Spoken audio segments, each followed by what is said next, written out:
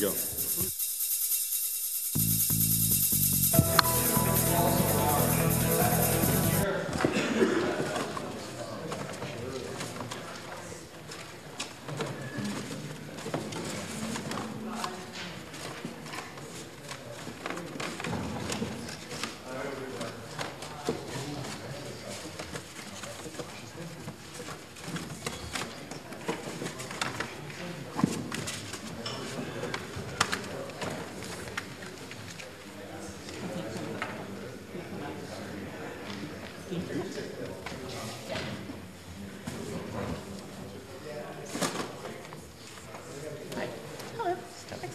Verghese.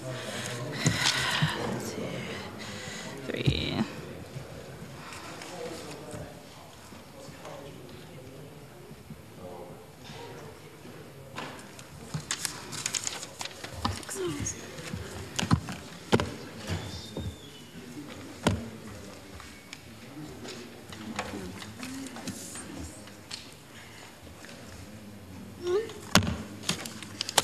Are you done?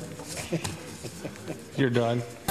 All right. 6, 5, 5, 5. All right.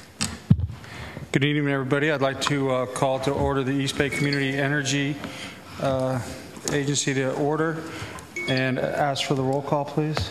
Supervisor Scott Haggerty. Here. Councilmember Kolb.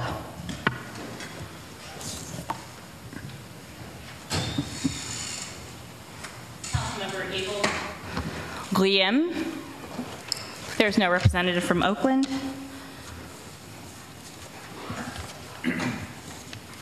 Councilmember Mendel. Here. Vice Mayor Thomas. Present. Vice Mayor Pilch.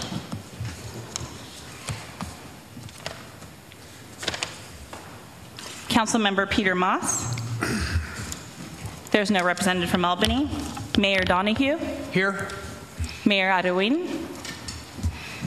Councilmember Hahn. There's no representative from Berkeley. Councilmember Ellis. Councilmember Singh. There's no representative for the City of Union City. Councilmember Rood. Present. Thank you. Vice Mayor Biddle. Here. Vice Mayor Spadovsky. Here. Councilmember Bacon. Here. Thank you. We have a quorum. All right, please join Councilman, even though it's not on the agenda, which it should be, so if we could do this in the future, please join Councilmember Biddle in the pledge. Over there. I pledge Allegiance to the flag of the United States of America and to the republic which stands, one nation, under God, indivisible, with liberty and justice for all. All right. Sounded more like a cult chant. All right. With that, I was going to move item 7 up, but I think I'm going to wait till we get a few more members because I know there's probably some that are just going to straggle in. So I'd like to have a few more members for that momentous occasion. So I'm going to move to public comment, a time in which you can speak to anything that's not on today's agenda. I do not have any speakers cards, but I don't want to assume there are none. Huh? 5, 6, and 7. No.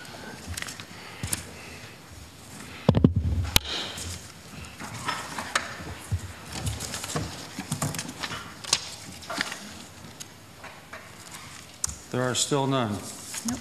Okay, so with that, county staff updates. Bruce? Thank you, Mr. Chair. So we have a few updates tonight. Thank you. I have Al standing over me again. Approval of minutes from June 7th. Move approval. Thank you. Second. Biddle. Is there any objection to the motion? Motion passes with the roll call present. Item 4. Okay, thank you. Staff recommendation is to accept the staff reports on the update items. First is outreach to Contra Costa County, City of San Ramon. As we reported last meeting, the efforts to recruit cities from Contra Costa County have not been very successful, with nearly all of the cities in Contra Costa, including the county itself, having opted to go with MCE.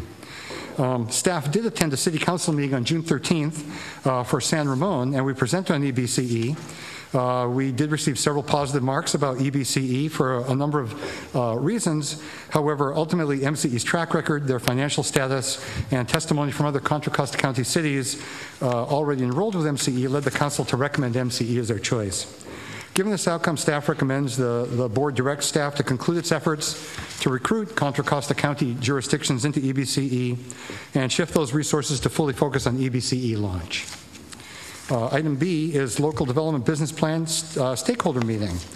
So the LDBP consultant team, ALH and Associates, hosted a series of meetings from June 12th to 16th last week to get input from a wide range of individuals and organizations working in the local renewable industry. County staff attended a few of the events, and there seems to be quite a bit of interest and excitement about the deliverables of this plan, especially the solar siting survey.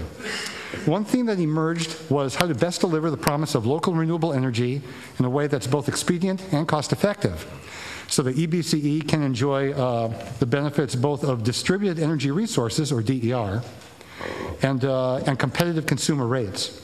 Staff observed that to ensure the success of the LDBP, some additional coordination among the multiple consultant teams is critical at this early stage of CCA formation, so that the efforts can inform each other, and the focus on EBCE's guiding principles is maintained.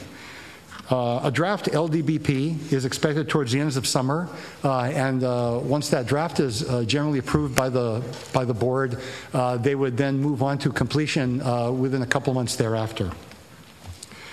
Regarding the Community Advisory Committee, the CAC members were appointed at the board meeting on June 7th of this year.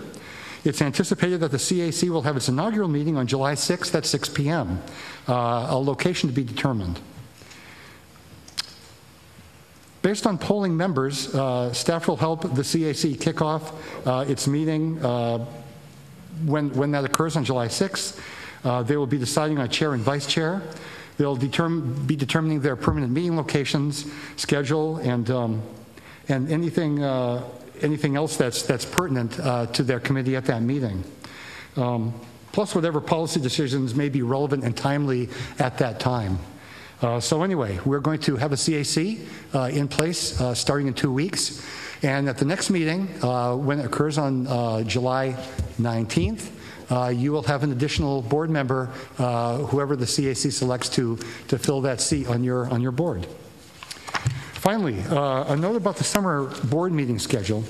Since many councils and boards recess during the month of August, staff would like to know whether a quorum of the EBCE board will be available on August 2nd and or August 16th to take action on the data management and call center contract and approval of the EBCE implementation plan. Those are two fairly important things. If we could get that done by August 2nd, that would leave the entire rest of the month of August to go on recess, and it would be done in a very timely manner. Okay. First off, any questions? Seeing no questions, any thought on whether you would like to meet on the 2nd or the 16th? I prefer the 2nd. Second. Are you seconding my motion? Both. Anybody else on the 2nd? The 2nd is okay. The middle of the month is kind of difficult. I'll send my alternate. Huh? I'll send my alternate. I can't hear you. I'll send my alternate. You'll send your alternate? Okay. All right. All right, so the 2nd, it is August 2nd. Okay, August 2nd. You don't need a motion. It's just, do you need a motion for that? Thank you. Okay, so the 2nd of August is fine. Okay, council advises me that we should poll the board to make sure we can get a quorum for that date. So we'll do that. You just polled the board. We just did it. Okay. Vinny? 2nd is good? Spadowski? Biddle? Haggerty? Yes. Lindell? Yes. Yes. Jesse? The 2nd of August?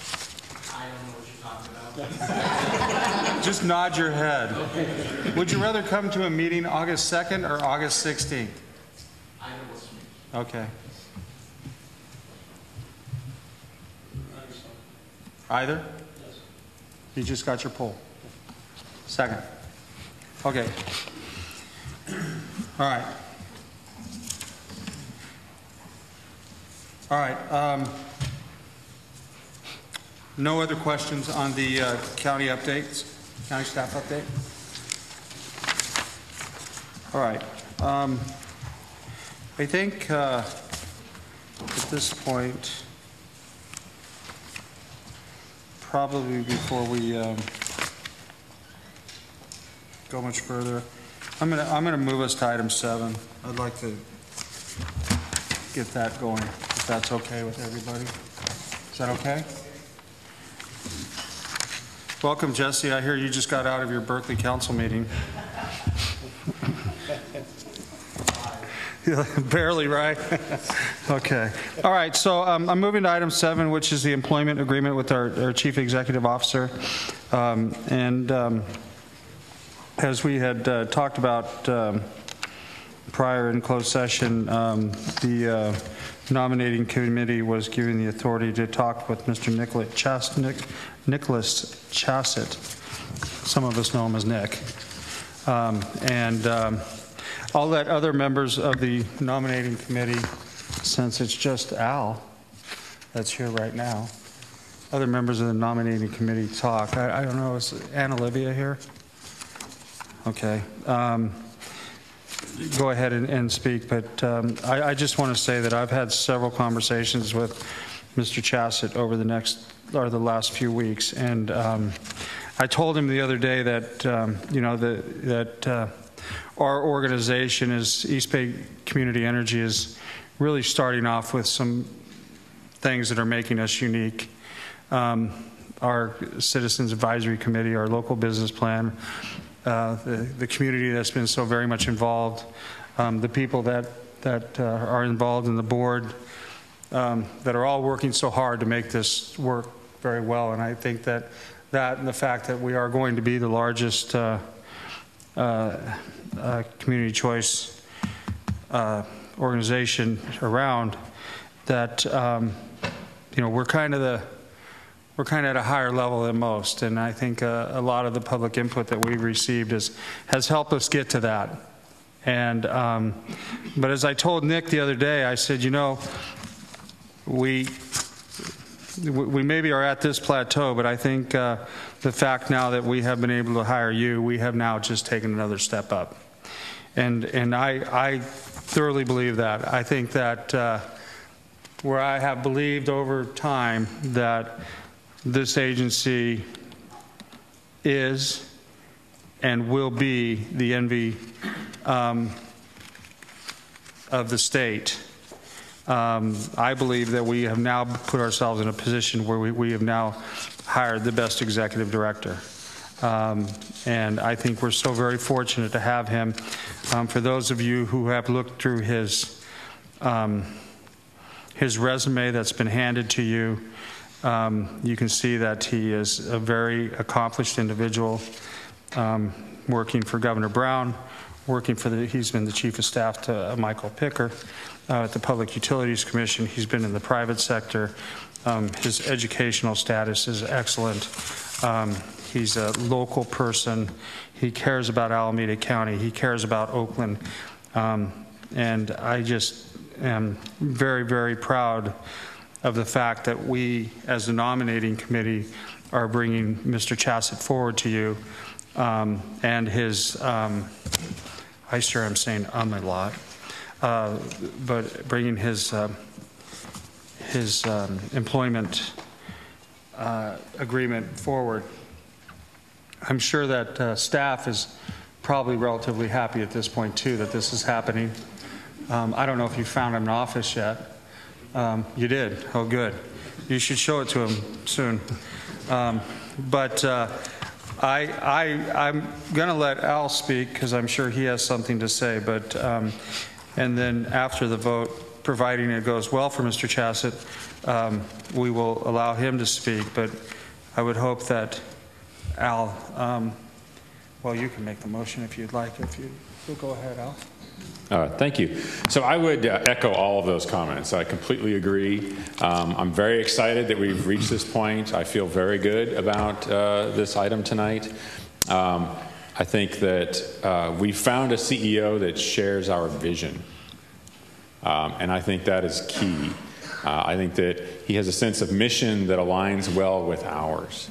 And I think as we all get to know him better, I think you'll like him. I think you'll be excited by him. I know I was, and some of the ideas that he brought to the table, and his level of excitement with some of the things that we've already done was a wonderful thing to see for me. So he's very well qualified, and I want to commend Mr. Chassett and Mr. Haggerty for coming to what I think is a very fair agreement that we're going to be voting on right now. I would definitely recommend it to the full board.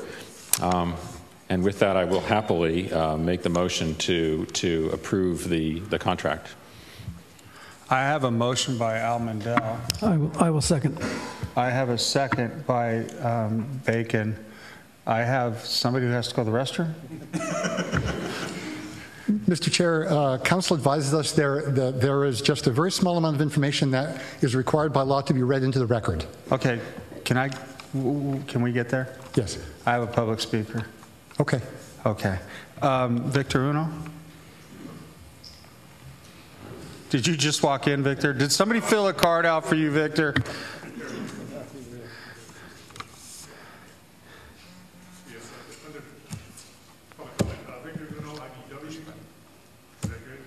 Not yet.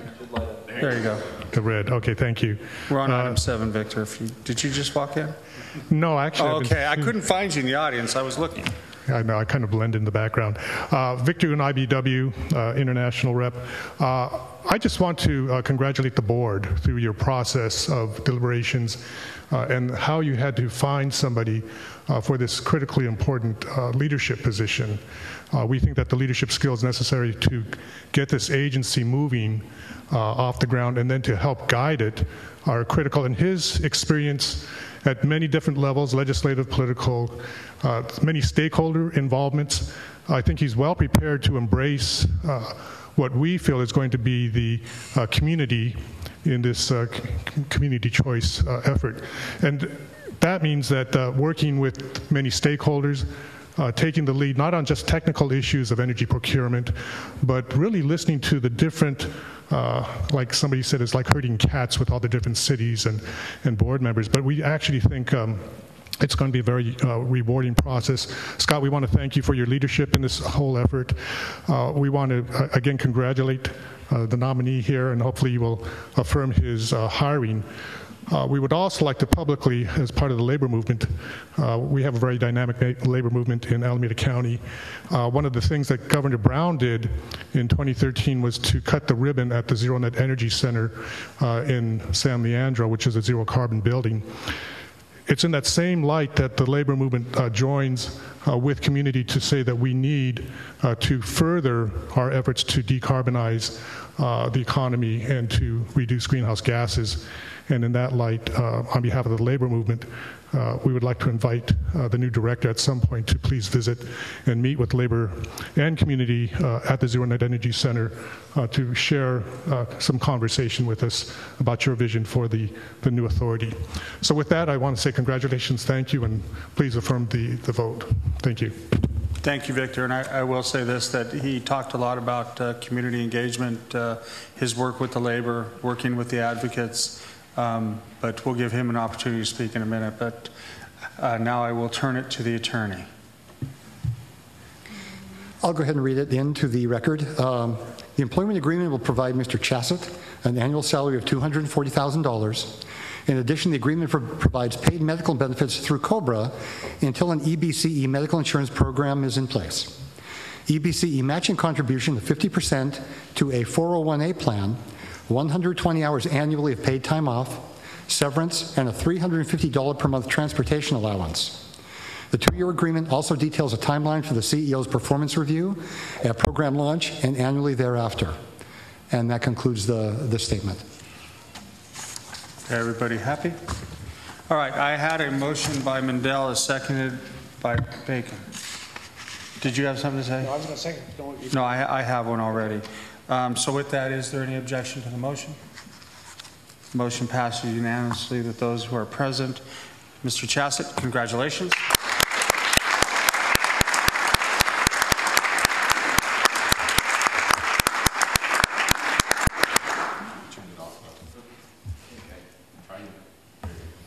Nope, red is on, green is off. Okay.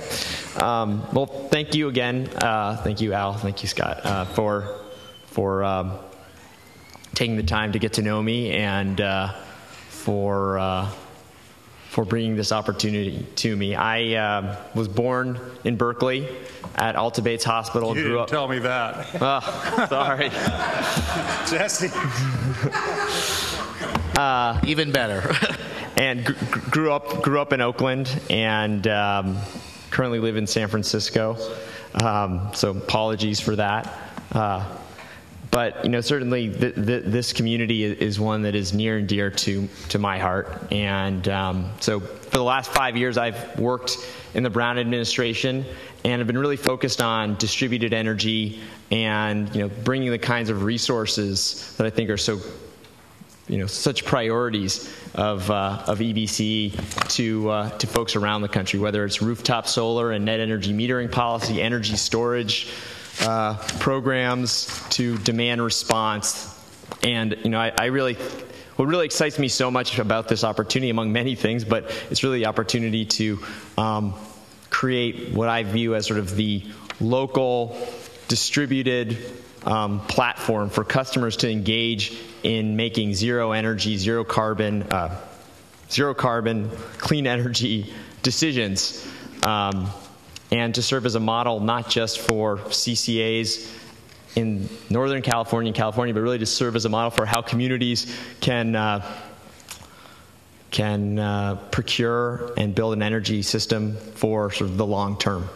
And so I'm really looking forward to getting up to speed on all the work that's been done so far and working with the staff that we have, working with all of you, and really engaging with the community to get EBC launched and to build sort of the leading CCA in the state. So thank you very much, and again, I look forward to getting started.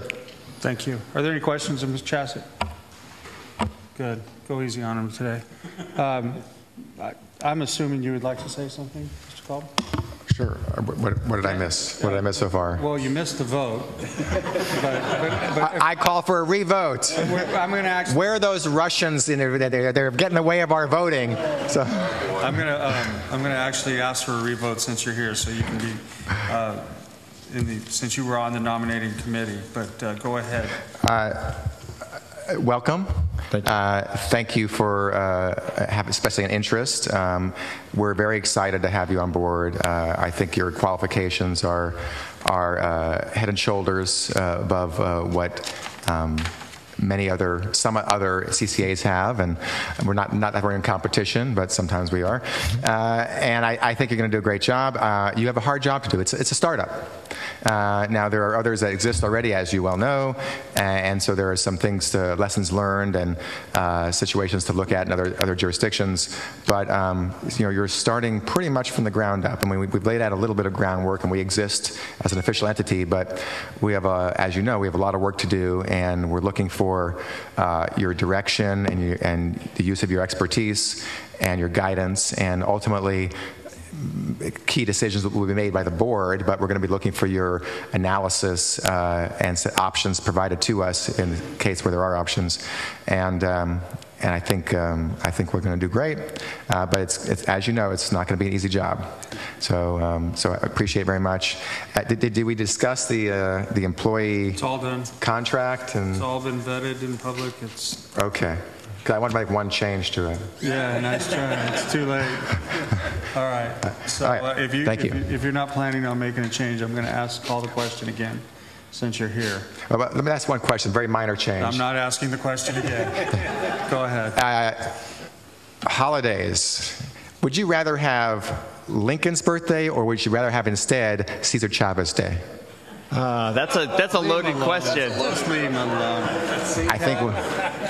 Can I just? All right. So. Well, I currently have both working for the state. So I didn't give you. That's not a choice. All right. Now he wants both. Way to go. One or the other. So, is there any objection to the motion that was made by Mandel, seconded by Bacon?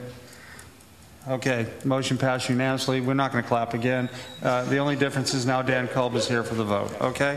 Thank you, Nick. Look forward to working with you. Good luck. And I'm sure everybody else, the labor, the advocates, the community, and us share the same values and look forward to working with you. Okay. All right, with that, we're going to move to item 5, which is the board policy discussion on our implementation plan. Thank you, Mr. Chair. Staff recommendation is to accept the report that you're about to receive and approve the implementation plan approach and timeline.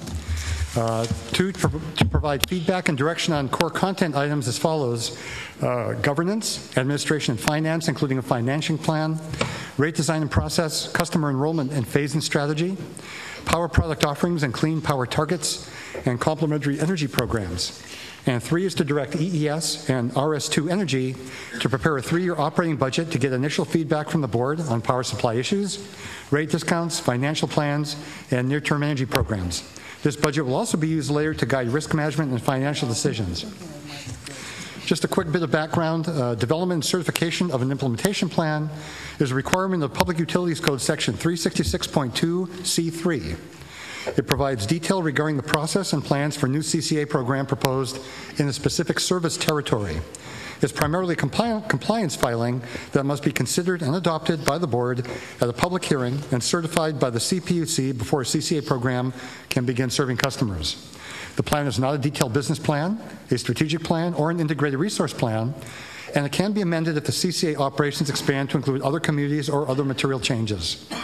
The plan describes initial operational features of the EBCE, but the plan is not required to include specific information on power supply contracts or an enumeration of all CCA programs, since these will be developed over time as the EBCE matures. The plan, however, should include program goals and power supply targets, renewable and greenhouse gas-free content, administration and governance issues, EBCE's procurement approach, customer enrollment plans, and provide a list of possible programs that EBCE will consider upon completion of its local development business plan and financial analysis.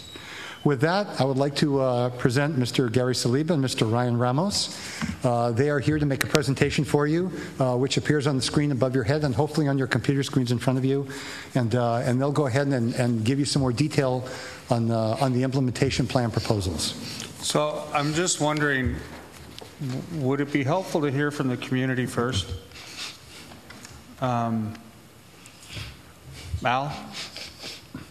Jessica, do you think it would be helpful for you guys to go first, or would you rather hear the presentation? Okay, all right, go ahead. Go ahead. Good evening. Good to see everybody again. Ryan Ramos is with me as well, and together we're going to give a presentation today about the implementation plan and some direction we need to get from the board to proceed on that. We told you, we were here about a month ago, we said we'd be back, and here we are. So we have about probably a 45 or 50-minute presentation, Mr. Chair, if that matches up with your schedule, okay? Sure. We'll make it as quick as we can, but I'm guessing it takes about that long. Well, you can see how long you keep our attention. If the heads nod, that means we're done. Good. So in the way of background, we've been given direction to get the launch on the EBC CCA program by first quarter of 2018, rough numbers. That's tight. There's a lot of things that have to be done between now and then, and the critical point issue at this point is getting our data management aligned with PG&E. Getting the customers who are going to be participating in the project, getting it over to PG&E, getting the in and out of the data and the money is a big deal. And in order to get that process started with PG&E, we have to have 3 things. We have to hire a data management consultant, which it sounds like is in play right now from what the staff report did. It sounds like that's well underway. The second thing is to fill out some PG&E paperwork. And the paperwork is basically just the electronic data information forms. It's your banking relationships. It's sort of the commercial part of doing business. There's consent forms and warranties and things like that. I see that's more technical and legal as opposed to policy. But the third thing is we need to get our implementation plan certified by the PUC. And so that's what we're going to try to do. We need to get the implementation plan to the PUC, to start the clock at the PUC, because we've got to have that certified before PG&E will deal with us for data. So that's sort of the daisy chain of what we're doing here and why we're going to talk about the implementation plan today. We proposed to bifurcate this particular topic into two parts. Part one is tonight, and part nine, like Bruce said, tonight we want to talk about governance, about administrative, finance, rates, and some kind of a phase-in program. We think that these are not. I'll get to what they are and what they're not, but those are the ones we'd like to do tonight. Then come back on the 19th and talk about some of your more meaty ones: the load forecast, your power supply portfolio, and some of your program options. So we'd like to split it into two parts: do part one tonight, do part two at the next meeting. And then there's some other policy things we need to deal with at some point. And these are truly the meaty ones, dealing with finances and power supply risk management. These don't have to be done for the implementation plan, but they're things which us and the CEO are going to want to know about so we can have direction on budgeting and how to structure RFPs for power supply. So that's something you need to get to at some point, but it's not on the critical path of the implementation plan. And we'd suggest doing that'd be a third session, and that's to be determined as to when you'd like to hear from us on that. So that's our proposed schedule.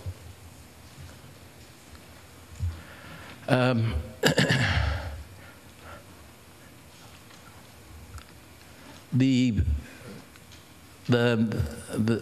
just need some direction on the implementation plan. As we said, as Bruce said, this is not a policy document.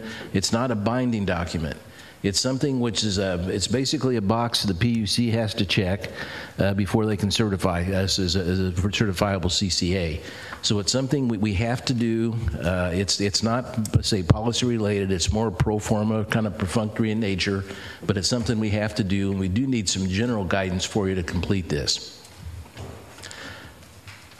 There's AB 117 is where the implementation plan was first laid out, and you can see down the left side of the slide what needs to go into the implementation plan, and then what the actual plan will look like when we get through developing it. So that'll give you something to go down and read all those. But you can see it's organizational structures, it's disclosure processes, it's participation in rights, it's termination agreements, third party for power supply. You know, it's pretty summary in nature. At the last meeting, we were asked to put together a timeline of when we needed policymakers and what the policy decisions were. And here's your response to that. And you can see we've still got the April 1 of 2018 launch date, so we're still looking at that. That's still the goal. And going through that, going down the left-hand column on action items, you can see that there's a lot of PUC regulations and filings that need to be done. There's financing, there's the power procurement part of it. There's the PG&E departure process, which is the administrative part with PG&E and billing, and IRP and communications. If you go down to the bottom of that, we're going to need some decisions to make that timeline. And the meeting tonight, like I said, we're going to talk about the organizational structure, excuse me, about rate design, about administrative and finance, and phase-in. Next meeting, we're going to need some decisions on power procurement offerings and power procurement strategy. The next decision point would be probably getting your money lined up. The power procurement and the data management part we feel very comfortable with, but that's a pretty straightforward process. The financing, we're going to need money at some point, and we feel you should get that done fairly soon. And then the next thing would be your power supply contractor. We're going to need a schedule coordinator to actually help manage your power supply. That would be in September. We're going to have to get your finance and power supply management decisions probably done by the end of September, and then launch first quarter of 2018. So there's your timeline with the concurrent policy direction we need by time. Okay, so the way we've got this set up, we've got the major topics: the governance, the rates, the phase-in, and so forth.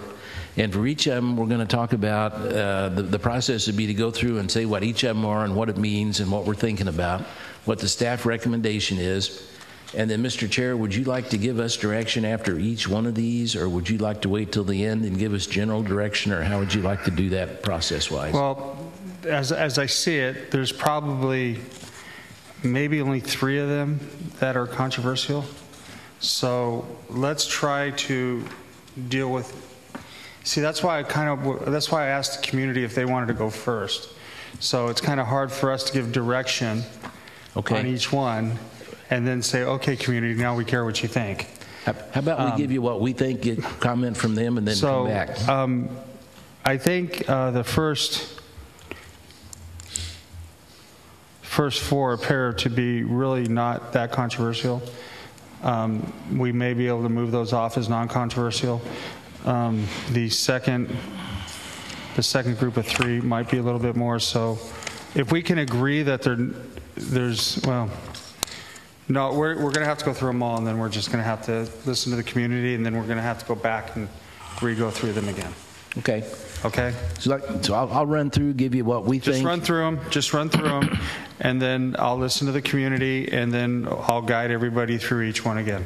Okay. Or you will guide everybody through each one again. Yes, sir. Got it. Okay. So the first one's governance. And in the implementation plan, the PUC wants to get a statement of intent of intent. They want to know about what territory you're going to serve. They want to know about termination of the JPA and the JPA agreement. And we took a look at the joint powers agreement, which you put together, and it looked to me like, to all of us, that the JPA agreement covers all of these nicely. And so we'd suggest just echoing in response to these three areas what the JPA agreement always says, and which presumably everybody signed off on.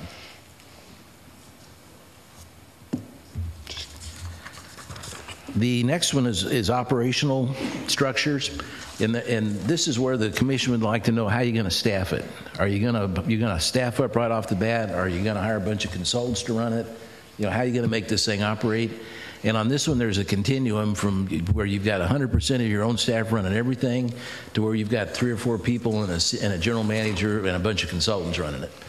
And what staff would suggest on the next page, you can see this is a org chart of what a fully operational CCA might look like with about the number of customers you have. And as you can see, there's probably 20 or 25 employees if you wanted to go full bore.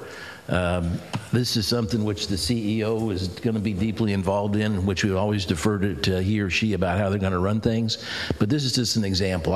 I would, from experience of other CCAs, what we'd see if you wanted to staff this internally for the most part, you're probably looking at 2 or 3 dozen employees, rough numbers. What we would suggest at staff level is to get your CEO on board, which is a done deal now, which we're all very pleased about, and have the CEO hire between 5 to 10 people for his own staff now to get it going, and have consultants run the rest of it, and then gradually back the consultants out and hire in full-time people at the timeline predicated on what your CEO dictates. So that seemed like a way of starting kind of slow and then building up to a fully operational CEA or CCA in a timeline which matches up with the CEO's requirements and the board direction. The next one's finance and admin. And here the commission wants to know where the money's going to come from. And they ask about that in short term and long term. And certainly the short-term answer is pretty straightforward. You've got the money from the county, which you're running on right now, so that takes care of your startup cost. Longer term, the business plan or the implementation plan doesn't have to say how much money you're going to get and where you're going to get it, but what it wants is just a plan of how you're going to do it. And what we've seen here and what we'd recommend for you is that you get an RFP out for a financial advisor. Get the financial advisor and put out an RFP for a loan or for a line of credit from your commercial bank. There's several of them around that are loaning to CCAs now. You'd also take a look at some kind of deferred payment option from your power suppliers. A lot of the money that you're going to need is for cash working capital, because there's a lag between when you have to pay your power bills and when you get your money from PG&E. And somebody's got to cover that float, and we call that cash working capital, and somebody's got to come up with that. There's 2 ways that people do it. One is the CCA goes out and gets a line of credit and has that to put in the checkbook to make sure things balance out cash flow-wise. The other is to put the onus on your power suppliers and say, we don't want to pay you in 30 days, we want to pay you in 60 days or 75 days. That's not free, that they're going to charge you for that, but that's another option. So what we would suggest at this point with the commission is to just say we're going to hire an FA, we're going to go out for bids, we're going to talk to our power supply vendors, and we're coming up with the least cost option on what matches up best with East Bay.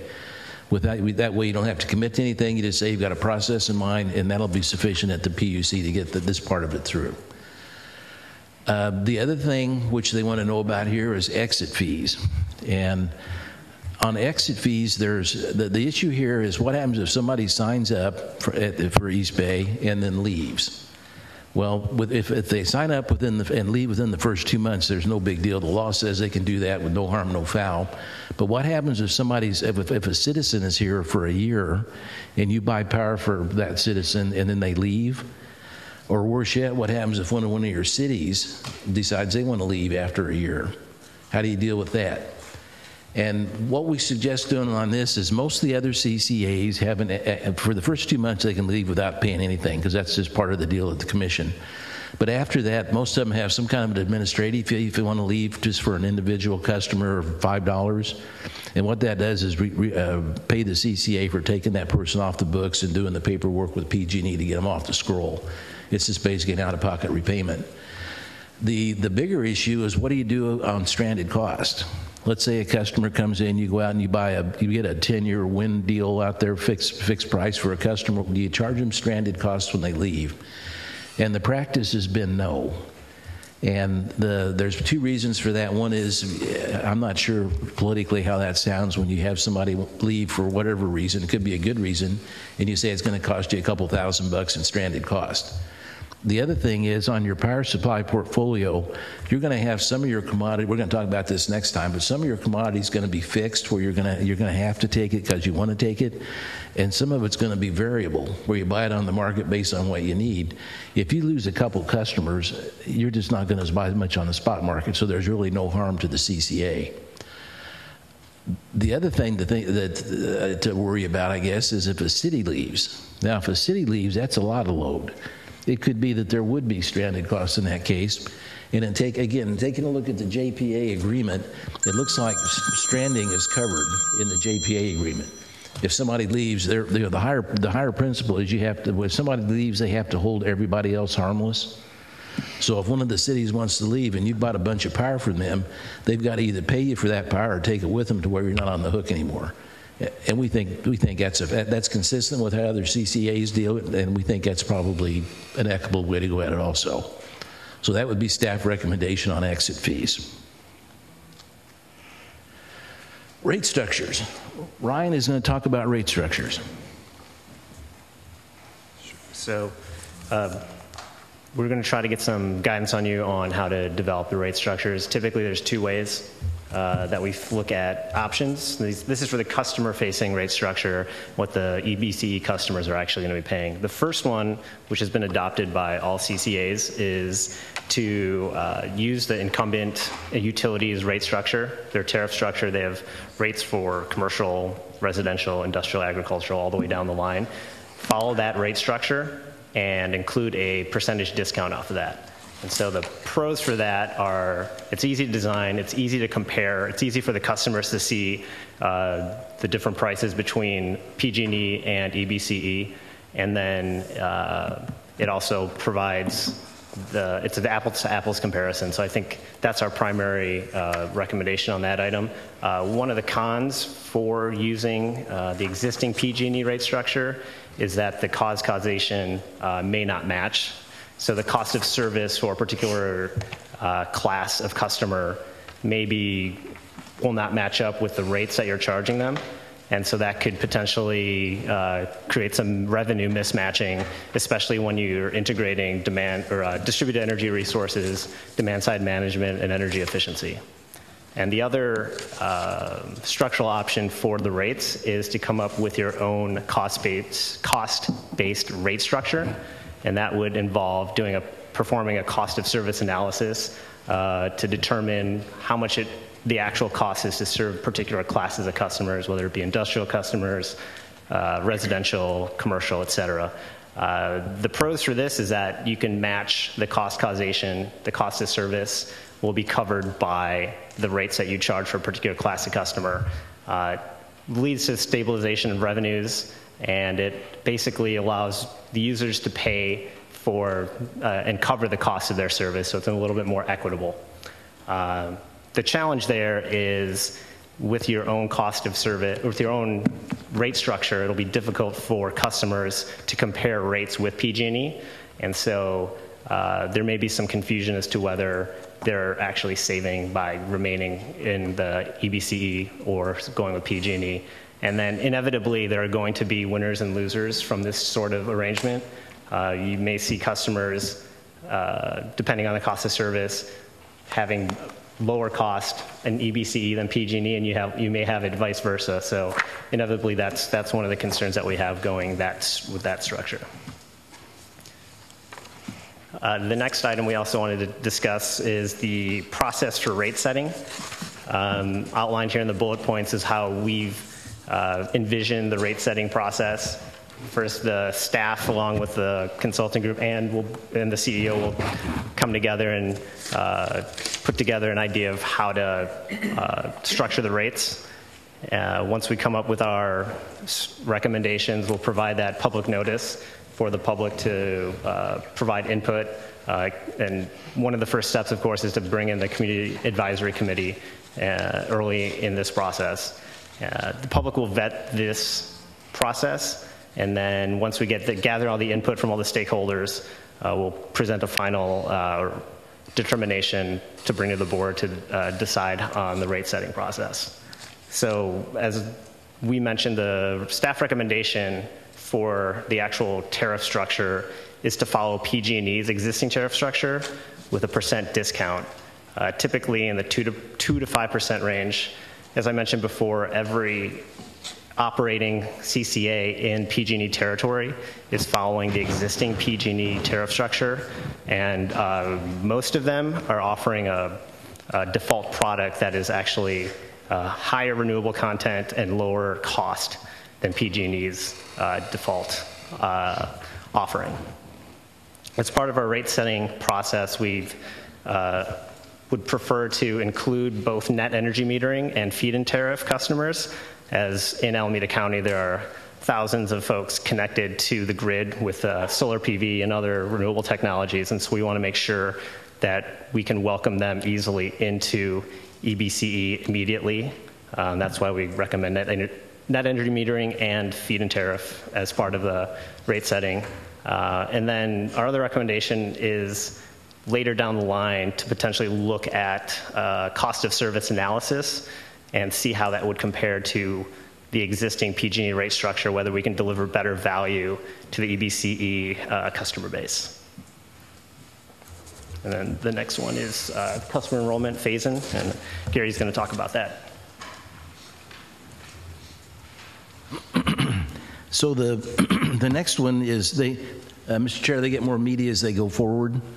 The next one is how to phase in customers.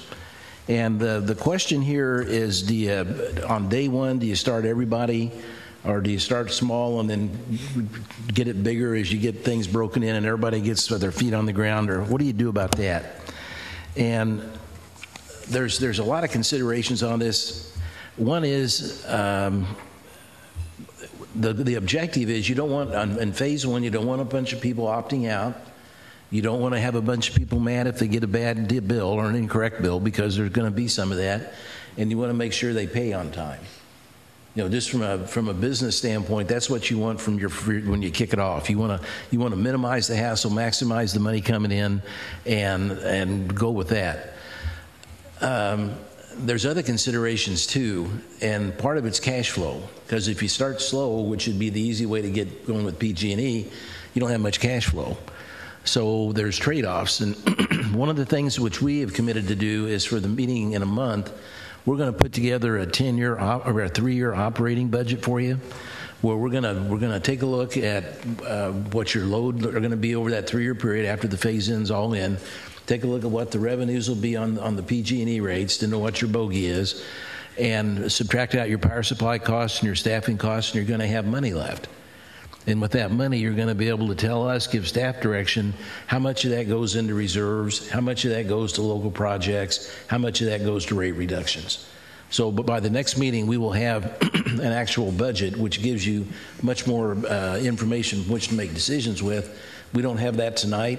So the phase-in recommendations here are absent the budget, but we'll have it next time we see you. Some of the considerations on this, it's walk before you run. Do you really want to start with everybody going at once?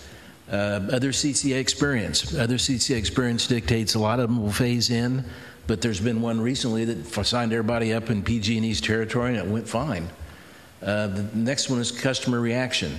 You got to think, okay, how's it going to sound if we start with commercial and industrial and residential has to wait a couple months? How's that going to play politically? How's it going to read in the paper? Or how's it going to play if the municipal accounts get to go first and everybody else has to wait? The optics of that are something to think about in coming up with this recommendation as well. We've got this is one where staff usually comes together on what we want to do on everything, and this one we had difference of opinion, so we just thought we'd give you a couple options and see where it went. And the first one is, I'll call it option A, and that's where the first phase is all your municipal and county accounts. Basically, it's all of you folks' accounts that you govern at home, your city accounts, your city halls, your fire departments, the water, wastewater treatment plants, whatever you've, fire departments, whatever you've got for municipal load, you would bring them on first. The next tranche would be all your commercial and industrial customers, and that'd be all your big customers, and then the last tranche would be all the residential customers. Another option would be to bring in your city and county accounts first, but a small number of commercials. The reason to bring small commercials in, they're typically your highest margin customers. That's just the way the rate structures work for PG&E. There's more margin in your C&I, in your commercial industrial accounts than there is residential. So bringing them in would help cash flow, and then bring in your larger commercials and industrials, and then your residentials. So that's another option. As far as staff recommendation, I put the slide together, so this is my recommendation, and if staff would like to talk to another recommendation, we'll let them do that. I think they get equal time, but we like the idea of starting with your municipal and county accounts. They're going to pay, they're not going to complain if the bills are right, they're not going to opt out. Start with them and get the process with PG&E going up front. The next tranche then would be your large commercial and industrials. Those are your high margin customers. As far as numbers go, there's probably 8 or 10,000 municipal accounts. There's probably 8 or 10,000 large commercial and industrials. So you could get about three-fourths of the revenue for this whole operation by taking in about 25% of the customers. So you've got low customer participation, you got low hassles with number of accounts, and you got high money going this way, and then bring the residentials in. Another thing which staff talked about was if somebody's just wants to sign up, why not let them sign up? If you got early participants, I call them hand raisers that want to come in, sign them up. I don't. That's your decision. But it seems like if somebody wants to do it, they're not going to complain, and they're probably going to pay their bill, and they'd probably make them happy. So maybe that's something for the board to think about. On timing between phases, a lot of the phasing has gone on in 4 to 6 month chunks, where you do phase 1 for 4 to 6 months, then do phase 2, and then phase 3. Nowadays, PG&E's done enough of this. They're getting pretty slick with the billing. They're used to CCAs. They understand the process. Internally, they know how to do it. I think you could probably cut the time in between phases by half. So I think you could probably get phase 1 and phase 2 going in 6 months, and then bring the residentials in. So nobody's going to be out there for a year without joining a CCA. It's a matter of months, it's a matter of years between when the first guy starts and when the last guy does. And like I say, the final recommendation on this, I think, should probably await, at our standpoint, we should wait till we get our budget done and see how much money you're talking about and how much cash flow you have. And then you can see if you want to expedite phasing in just to get cash flow going, or whether this phased approach provides sufficient cash to get done what you want. So that's the phase in. So the last thing I'd like to do is to go through and give you a preview. So those are the decisions we'd like to get tonight, Mr. Chairman. But I would like to preview what we're doing next week or the next meeting, so you got a feel for what's in play this week versus next time. And what we'll have next time is the budget.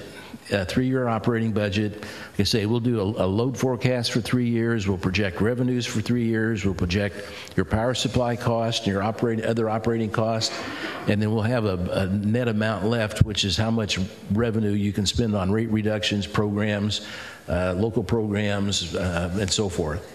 So that'll be the first step. The second part of this is going to be on your resource portfolio options. And this will be where you need to give a, right now, there's all kinds of things you can do on power supply. You can go for cheap prices, you can go for low carbon, you can go for high renewable. There's any combinations like that. We're going to need to get a direction from you on what kind of offerings you want to have. How much carbon free, how much renewable, how much market, what's the default? If somebody doesn't sign up for something specifically, what do they get as default? What's that option look like? And do you want to have an opt-up option where you can go 80% or 100% green? The other thing which we're going to talk about next time are programs. And we're going to go through and talk about all the different program options that are out there, such as demand response and EV incentives and distributed energy resources. And we don't have to tell the commission in the implementation plan how much of those we're going to do or what the programs look like exactly. We just need to tell them we're going to look at these kind of programs. These are the kind of programs we're going to develop. And we always put words in it's contingent on funding and board approval and things like that, so there's plenty of latitude. We're not getting pinned in. So with that, that's the presentation for tonight, Mr. Chairman. Okay. Quickly, are there any questions, quick questions, before I go to the public? All right, seeing none, I'm going to go to the public, and then we'll bring you back up. You'll walk us through it, each one, and we'll give you our answers and see where we wind up. Okay. Up first is Jessica Tover, Al Weinrab, Subin Varghese. That'll be good for now. Hi, Jessica. Hi. Smile. Good. Your mic is off. It's not on? There, now it's on. Great. Jessica Tovar, Local Clean Energy Alliance. Yes, Community Advisory Committee should be able to weigh in on all of this. And I just wanted to add, and I think it was said earlier by the person from EES, we do want the JPA document included in there, and as well as all that language with about the Community Advisory Committee, because it is part of our guiding documents. So that is, in short, my comments. Thanks. Thank you, Jessica. Al Weinrab, Subin Varghese, Victor Uno, Barbara. Stebbins. Thank you, Board, and I do want to say at the outset, congratulations for having, chosen a CEO, and welcome, to the mix. In terms of this process tonight, I also want to say thank you very much for the staff report that basically outlined the recommendations in advance and gives the board a chance to look at some of the issues and whatnot that have to go into the implementation plan, and the importance of being able to understand in advance what might be problematic and whatnot.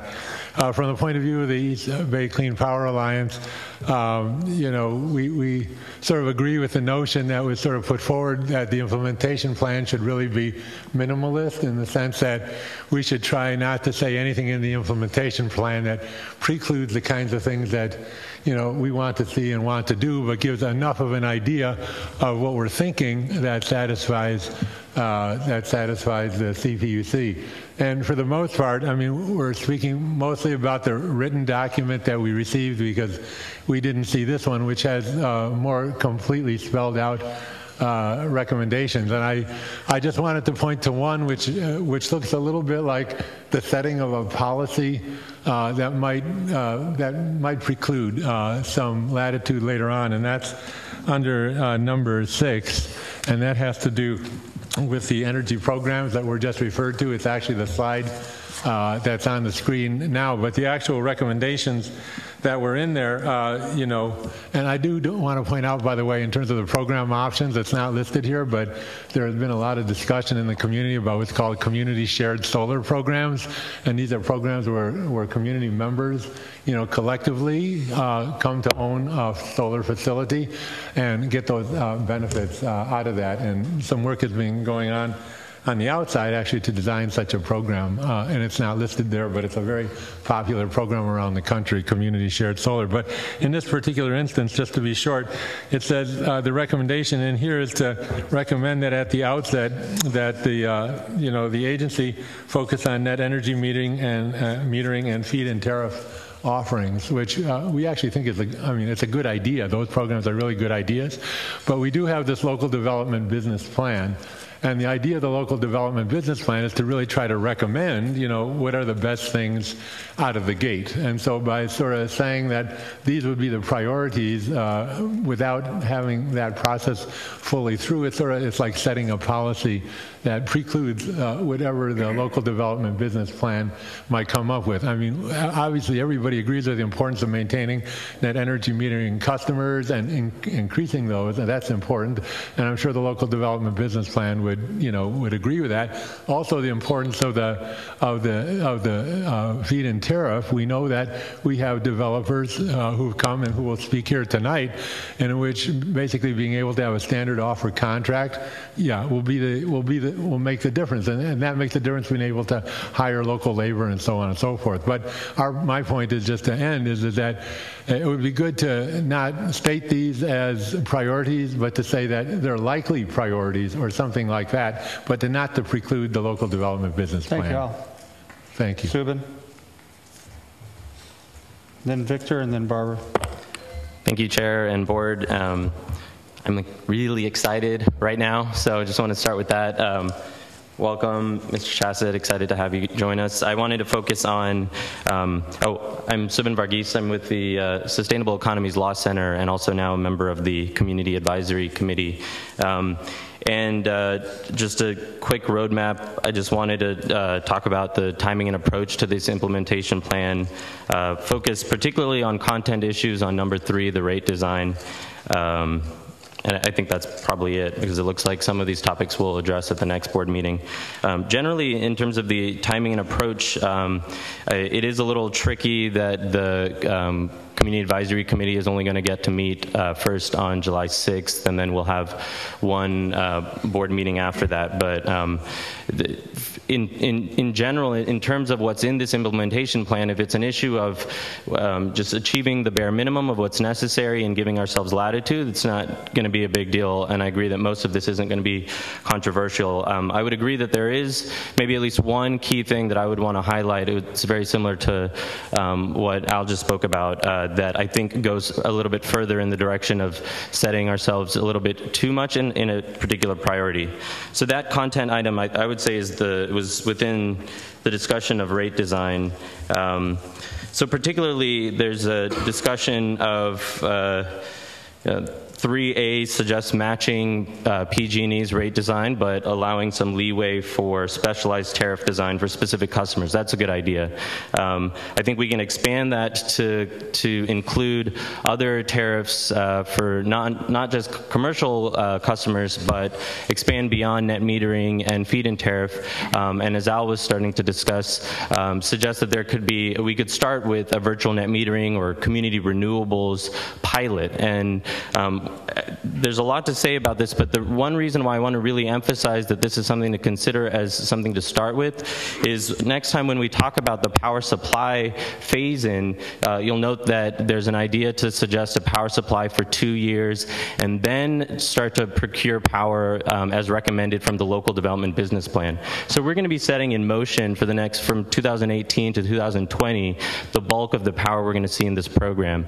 And it would be really important to include a portion that innovates, that drives customer interest and loyalty and innovation on the local side, and a pilot program, which can be based on the finances and risk management, can be limited by capacity, so that it's financially fine, and the CEO and consultants can figure that out. But I think it's going to be really important to not only include net metering and feed-in tariff, but a community renewables pilot at a minimum. Thank you. Thank you. Victor, Barbara, Monica Badia. Victor Uno, IBW. I want to thank the consultant for the changes to number 6, which is energy programs. I think that is something that people listen to, the concerns. We think that the changes are great because it does not shut the door on issues of feed-in tariffs and other programmatic possibilities for the new authority. We also think that including the local business development plan is very important because a lot of resources are being spent for this purpose, and it will and should inform the board on policy recommendations. There are many roundtables being held that people are participating in. We think that these roundtables are critical to informing the new executive director and the board on what it is that we are trying to form here. That's very unique to Alameda County. So those changes are very much appreciated and positive. We had submitted some very simple, we believe in KISS, keep it short and simple, but we actually submitted some very short suggestions to the document also, mainly to enforce what we believe should be a goal of this new authority, which is under the leadership of the executive director, the staffing has to be we think, very robust, and to limit the amount of resources that will be spent on outside consultants. We think that the team has to be built, embracing the goals and principles of the new authority, and that is under the direction of the executive director. We think internal staffing must be robust. We actually recommended removing under 3B the targeting of 2 to 5%. We think that should actually be something that the executive director should have some leeway in trying to figure out. If it's just for marketing purposes, we think that actually there are other more important funding issues that this new agency will face. And we actually think that in terms of the marketing effort and rolling of customers, that we suggested the rolling in of the highest tier 3 residential customers, which is about 3 to 5% of the residential customer base. Try to get that experience first rolled in, some of the customer service issues as part of the experience in the first phase 1. So again, there were some suggestions that we made. We hope they will be considered going forward. But again, just please listen to the local business development plan, which is very integral to this process. Thank you very much. Thank you, Victor. Barbara. Monica. Barbara Stebbins with the East Bay Clean Power Alliance. I want to welcome our new CEO. In general, well, actually, before I start, let me make a request that the consultant's presentation be available on the website. I assume that is done maybe automatically, but just in case. We will see that happens, Barbara. Great. So in a couple general remarks, I want to echo what has been said already, which is that the agency does not need to reinvent the wheel in terms of the implementation plan, that there's a lot of precedent out there.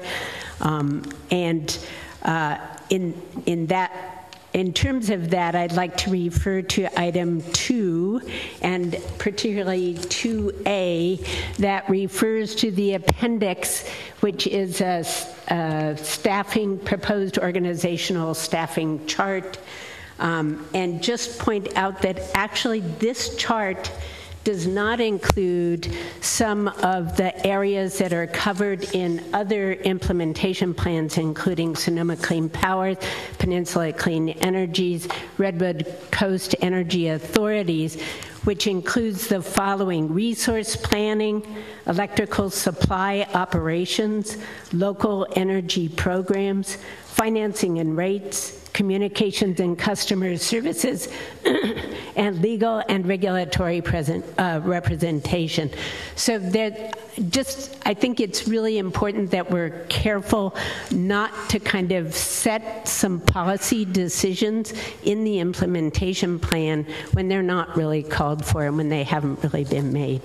And then secondly, under 5A, this was not in the consultant's presentation, but in the staff recommendation. They mentioned consideration of an option for a whole community to opt up to 100%. East Bay Clean Power Alliance has discussed this. We find it both ethically, morally, and logistically very problematic, and we think it should have a very significant discussion before that policy were to be adopted, and certainly doesn't really belong in an implementation plan. So, and then lastly, I'll just say we want to make sure that the local development business plan is being considered by the consultants putting together the implementation plan. Thank you. Thank you, Barbara. Monica?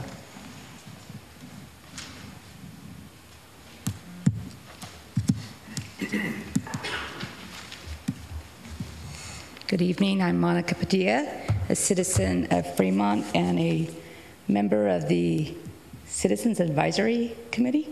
Congratulations. I think that's what it's called. Hold your mic up and then you won't have to bend over. Thank you. Just some general observations on the 3 items that were discussed tonight.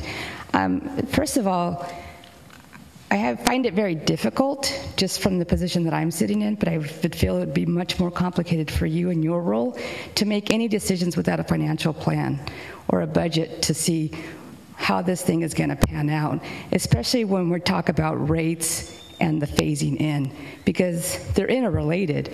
And so I understand that there's a budget to be presented at the next meeting, but I would ask that at a minimum, the decision about the phasing in be postponed until you see how the cash flow is going to look, because it will determine which set of customers you want to phase in, depending on how they contribute towards your bottom line and the revenue.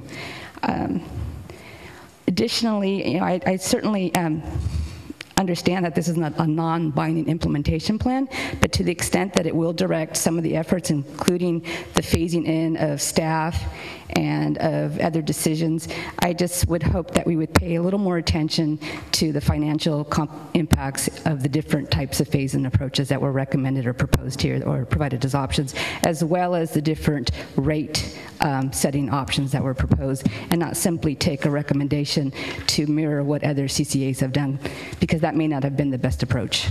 Thank you. Thank you, Monica. Okay, so with that, we've now heard from the public, so I'll bring the consultant back up. So you heard what the public said, so now we know what is controversial and what is not. I didn't hear a whole lot, to be honest with you. So we can kind of roll through some of these things, government, administration, things like that. So let's go ahead and roll through them.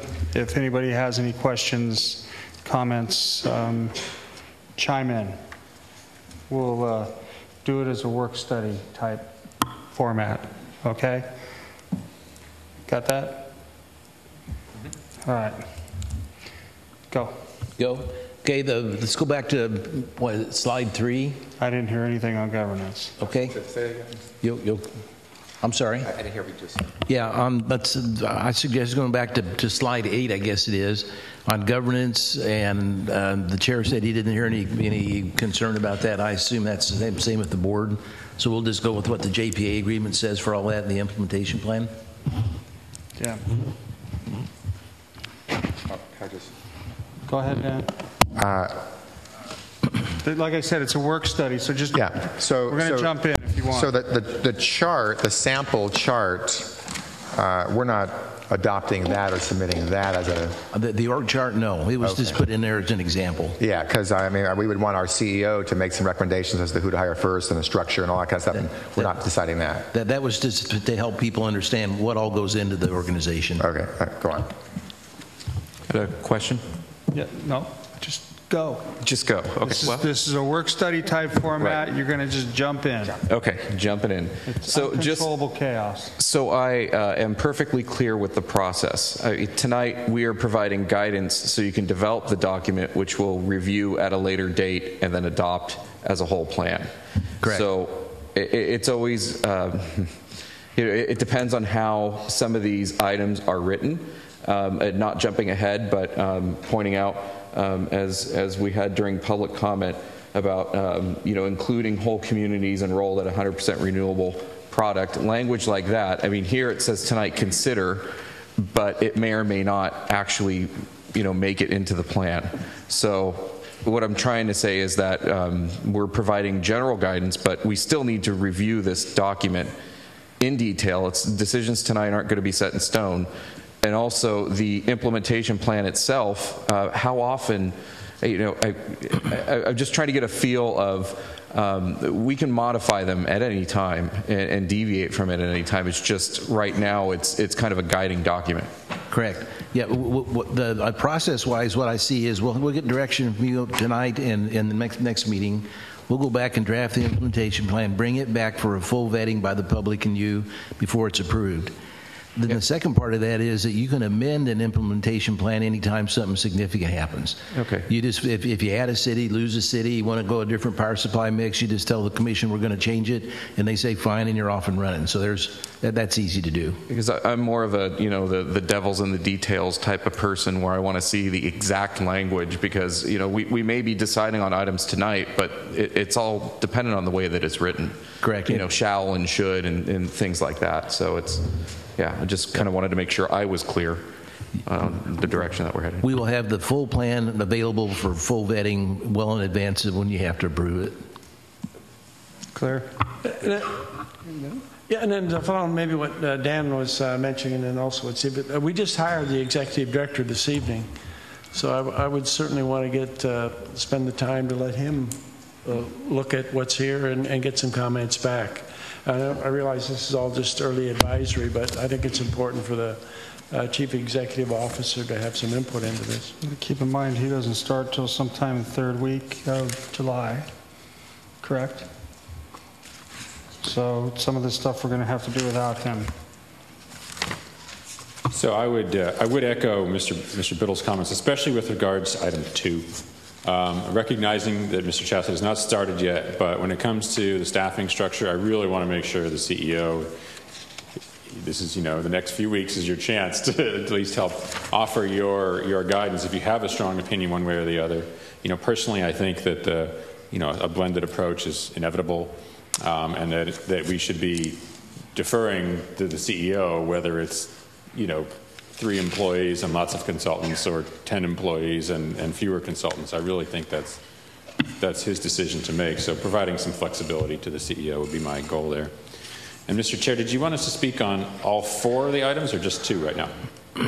I want him to run through each item, starting with governance and going straight down through as he did when he ran through it. So as I understand it right now, governance is really not much of an issue, so we can probably move off this one. Okay. Is that correct? Yeah, I think we've already been talking about number 2, right. So yeah. Yeah, so I want to move on. Yeah. Then I'll hold my comments for 3 and 4. Yes, just wait till we get to them. We'll get to them. Staffing's next, yeah. Huh? Correct, yeah, staffing's next. And on staffing, we again defer to the CEO. I think that we agree with everything that's been said. The CEO's in charge of staffing. They're in charge of getting the job done. But practice indicates that usually you start with a fairly small staff with several consultants, and you wean back consultants and hire full-time staff as budget, and just ability to get people in occurs. If I may, the other thing to keep in mind with relative to the staffing and in the implementation plan is that what other CCAs have done is to provide an example org chart that really is just a high-level framework, which leaves lots of room to fill in all the fine details when the CEO comes on board. So it's not mutually exclusive, and you do have quite a bit of flexibility, and we'll make sure that the language reflects that. Okay. Anything else on this one? Okay, next. Next would be the financing. Let's say the loan from the county is a done deal. That's easy. On going forward, the recommendation is to hire a financial advisor, put an RFP out, get bids from qualified lenders, be it commercial banks or Goldman Sachs or somebody like that. Talk to your power supply vendors about a different payment schedule to see if there's a way of reducing cash working capital, and then we'd come back to you with a economic analysis of what the best option was, least costly option was. I might. Questions? Everybody's happy? Roll on. Okay. The next one's on the exit fee for customers leaving. We would suggest that if an individual customer leaves after the 2-month grace period is over, you charge them, a residential customer, $5 to take care of the paperwork to get them off and let it go at that. No stranded cost. If a city left, that's a much bigger deal. I think the terms of the JPA agreement cover that, where the higher guiding principle is you got to hold everybody else harmless if you leave. May I provide a little context there too, Mr. Chair? So just to be clear, what some of the other CCAs have done is to provide a $5 per residential customer fee, and it's a $25 for a commercial account. Administrative exit fee for customers that exit after the 60-day post-enrollment opt-out period. Not all current CCAs are doing that. Some of them have chosen to provide a longer period of time for free opt-outs. Peninsula Clean Energy is providing a year from the time of enrollment for customers to opt out at no charge, and then thereafter implementing a modest fee. So you do have some flexibility, and this may be one of those, Gary, where it has some cash flow implications, although when we have polled the other CCAs, it's not a big revenue generator. These administrative exit fees are not a big part of the budget. So you do have some flexibility on how that works. Yeah, personally, I'd rather we spend more energy trying to figure out how we can keep people as opposed to how we're going to pay them if they leave. So, if there's an exit fee, I mean, which is a fee, it should be fully cost recovering. Whatever our costs that can be calculated, in fact, we may be required to calculate that with Prop 26 and such. So whatever the real costs, the best we can calculate as to someone exiting, the fee should be fully cost recovering as to what that dollar amount is. I'm not sure we could do more than that, but it should be fully at that point. It should be cost-based and not punitive, certainly. I'm not even sure we can do more than cost-based, but that's my thought. Anybody else? Just briefly, I don't find this to be a particularly critical item. I think that, if it's a 6-month or a 12-month free opt-out, I think that's fine. I think that helps with the messaging as part of the rollout to say, look, you got a year to make up your mind and not have to worry about a penalty. And after that, then we can decide what a cost-based or exit fee would look like once we've had, some billing under the belt. Yep, that exit fee is something you could look at each time you set rates. That would be a lot. That's a logical time to take a look at all your charges. You can look at it each year. Good to go? Yeah, I mean, do we have enough direction here?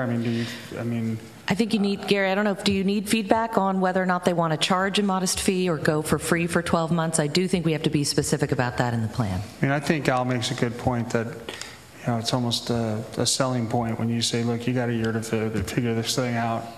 You might have a couple glitches with somebody, and if you only give them 6 months, they're more apt to say, "Oh, I'm getting out of here before I have to pay to get out." So if you give them a year, they're more apt to stay in.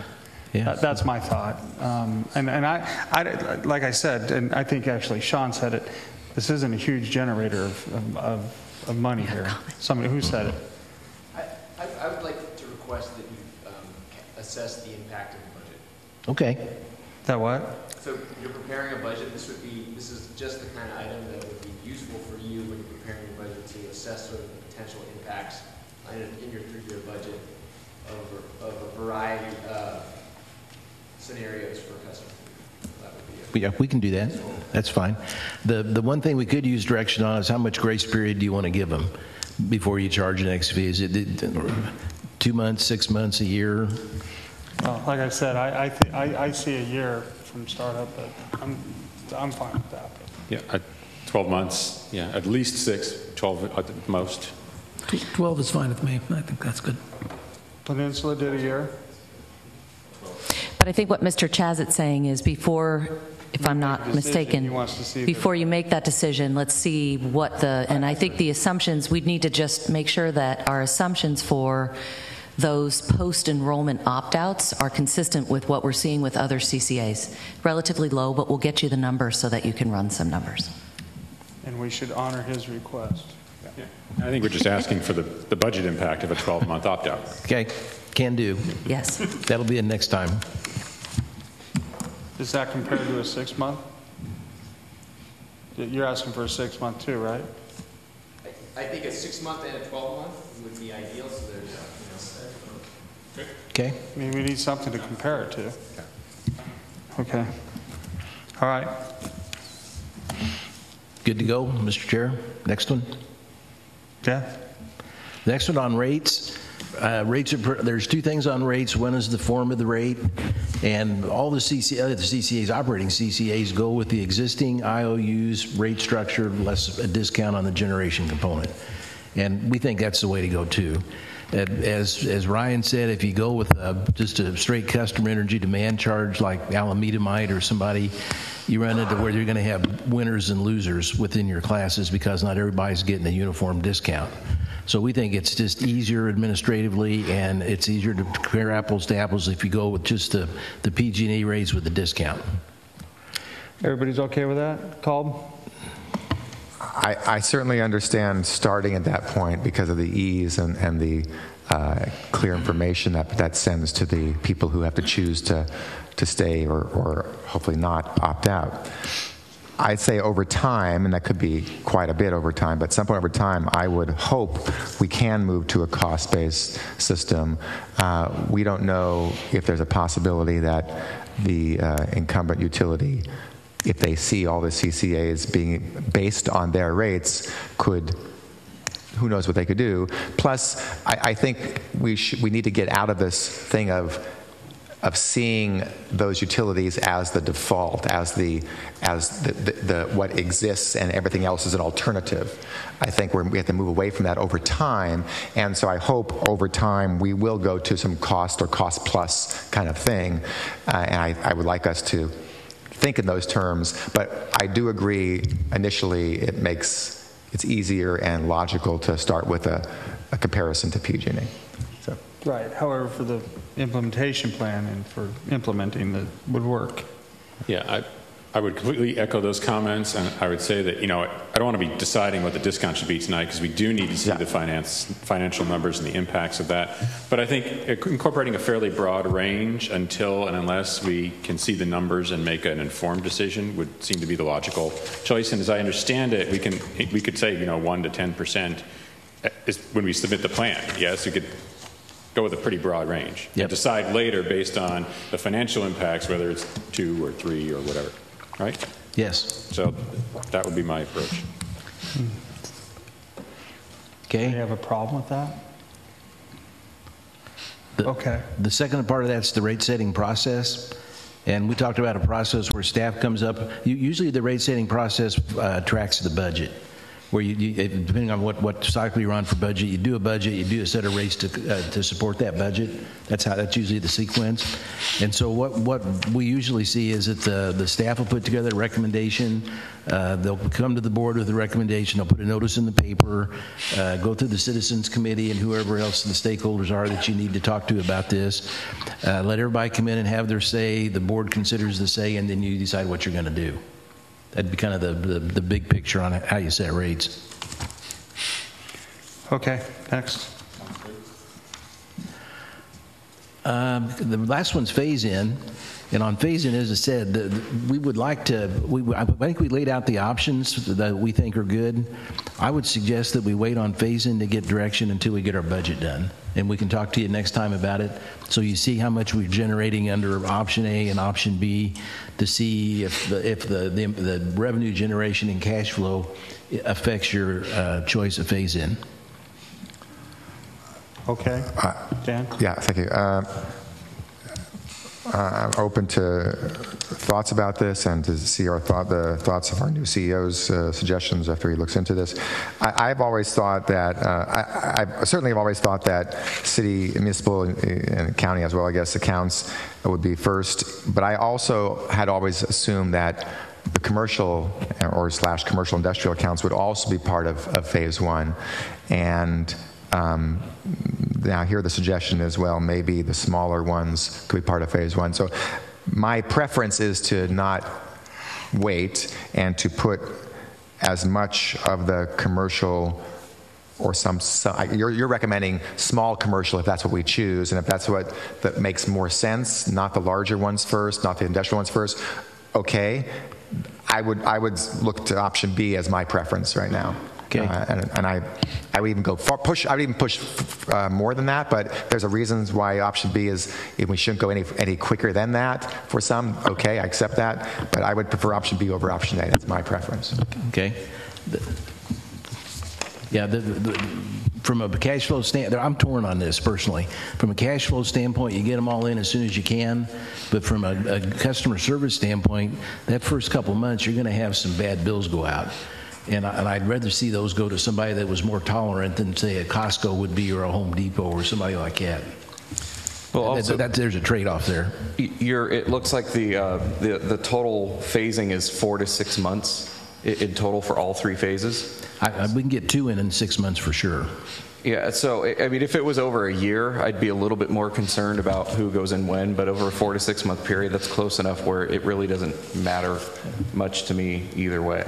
The only thing that really scared me was the all-at-once option. Sounds a little bit too much like, hey, let's flick the switch and cross our fingers that everybody works kind of thing. But one of the CCAs just did that, and they say it pulled it off okay, but they're not nearly as big as you. Right, that's my concern. But yeah, over a 4 to 6 month period, I'm not too concerned about phasing. If residential accounts were phased in, would they be a jurisdiction at a time or some other mechanism? Because I think the rollout is going to be very confusing if my jurisdiction doesn't have one date when its service is going to begin. On the way that option A is set up, we phase in all the residentials at once. But that's a 500,000 accounts, rough numbers. So that's a pretty big slug at PG&E. We're going to talk to PG&E about phasing and what their preferences are and see what they say. If they say they can take 500,000 in one slug and not have a problem, maybe you just do all the residential. So if you're a residential, you're in. You don't have to worry about which city you're in. But we'll do some fine tuning with PG&E on that before we make a firm recommendation. So I would also support option B, but it says that phase 2 under option B that we would be phasing in the large commercial industrial accounts plus some percentage of residential accounts. And what were you envisioning in that based on size of property or would it be by jurisdiction? Because it seems like you could do it by jurisdiction, phasing in certain jurisdictions, maybe smaller jurisdictions first and then larger ones later. If PG&E said we can't take 500,000 at one time, we'd phase in some residentials in the second part of it. Okay, so the goal would be to phase it all in at once, all the residential at once? That's if PG&E says they can pull that off. I think that's what I'd suggest. Okay. And that way, there's not confusion about if you're residential whether you're in or out because it's based on what city you're in. Thanks, Gary. I would just say that it doesn't just depend on PG&E, but also the data manager and their ability to handle that kind of volume. So we want to coordinate with them, certainly. And I would say that the timing between phases shouldn't be underestimated, and it may be that in the implementation plan you want to have something that's a little more conservative that you can compress if you need to. Right. Yeah, I would echo that. I think I'd like to do this, as quick as we reasonably can, but we have to get this right. We're going to be meeting our customers when they enroll, and that has to go well. And I don't want to rush through that just to get as many revenues as we can, or to try and rush things. So I'm flexible on the phasing. I'm flexible on who goes first, especially if it's not 6 months or a year between phases, but something more like 3 or 4. Then I don't necessarily care how many phases there are. And the one caveat I would give to that is that I really think that allowing the early adopter option is a brilliant one, because then folks who might be upset that, hey, I have to wait, don't. And if you really want it, like everybody in this room, you can sign up on day one, and that way, you know. And if you're willing to wait, then you can wait. And then if it's 6 phases spread out over 18 months, fine. You know, let's not rush this. As much as we all want it, let's not rush. So for me, anyways, I'm more inclined to listen to the professionals, those that have done this before. And my reasoning behind this is, you know, when I sit down and pay my bills, the first thing that really upsets me is an incorrect bill. That's the first thing that will gain my distrust. And if we go too fast and we start pushing out a bunch of bad bills, I think we're going to be in a position where we lose customers. So for me, anyways, I'm not interested in how many we bring on day one or month 2. I'm more interested in getting it right the first time. So I'm more inclined to listen to those that have done it before. The good news is PG&E is getting way better at this now that they've done it 7 times. So it's the billing situation has gotten a ton better, and I know that we're going to be scheduling a meeting, as you referenced, with the folks at PG&E just to make sure that they're comfortable with what's being proposed. Yeah, Sean's right. PG&E is way better than they were 5 years ago on this, but they still don't get them all right. They you know, on a good day, they still miss 1 or 2%. So you're going to have somebody not happy. Well, do you need a definitive answer on this tonight? No. Mr. Chair, I'd suggest we wait till next time, and we'll have a budget with some of the questions about reentry fees and that plugged into it, and you can take a look then and see what you want to do. Okay. And it's going to come down to, like you said, a trade-off between getting it right and maximizing cash flow. So. All right. Okay. Just had a council resolution to pop up in front of us. We're not voting on 14H tonight, are we? Council resolution regarding housing? Yeah, no, we took care of that on Tuesday. Okay. All right. Go ahead, move on. I think I'm done. I think that's it. You know, the rates. We talked about rates. I think that's all we need direction on tonight. That's it? Yeah, we talked about. Go sit down. Yes, sir, and I promise to come back. Thank you. I appreciate that. Any other questions before we excuse them? Are you guys clear on the timeline and how we're going to roll this out so that we get this submitted the second week of August? You're not clear? Is the board comfortable with the timeline and the process that was laid out? Is the board clear with the timeline that was presented before you? In the staff report. So well, basically, I guess my only comment on the timeline is we don't have a choice. We have to make it. Right. So that's why August 2nd is critically important, because we're going to be bringing the plan back. EES will be bringing the plan back for hopefully adoption on August 2nd to get that submitted to the PUC there, a couple days thereafter, because then a 90-day clock commences. The suggestion I might have is that if the CAC meets before July 19th, and we're going to be making a final decision on August 2nd, that to the CAC members, if you want a second chance to talk about this between those 2 meetings, you should schedule the meeting now and not be trying to scramble on July 20th to schedule a meeting for the 25th, which is not likely to happen. So that might be a question to poll the CAC members if they want to schedule 2 meetings for July, one before and after our July meeting. okay, well, we'll let the CAC deal with that. Anybody else? Good. All right, let's move on to item 5. No, 6. Thank you, Mr. Chair. This is presentations by some local renewable power providers. Staff recommends that you accept the staff report, and here's some presentations from 3 of our local renewable energy project providers. Over the past several months, the County Planning Department has been meeting with existing and prospective permit holders with power projects in Alameda County, both in wind and solar. These energy developers are very interested in developing their projects and possibly additional projects as well, and entering into power contracts with EBCE. These projects are in Alameda County, mostly in the eastern rural portion of the county. Hopefully the EBC board will view this as a positive sign that the EBC launch could include one or more sizable local projects with the associated local benefits, pending contract terms, timing, and cost of power negotiations. As I mentioned, we have 3 of these potential power providers here with us tonight. The first is Cleanera. They're a solar company.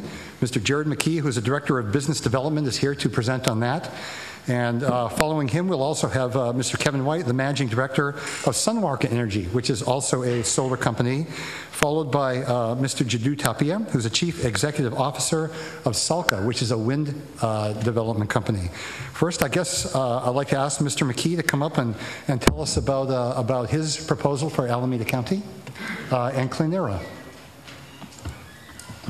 Welcome. And we will actually have one more person presenting with me. It'll be Lars Dorr, also Director of Business Development. So, all right.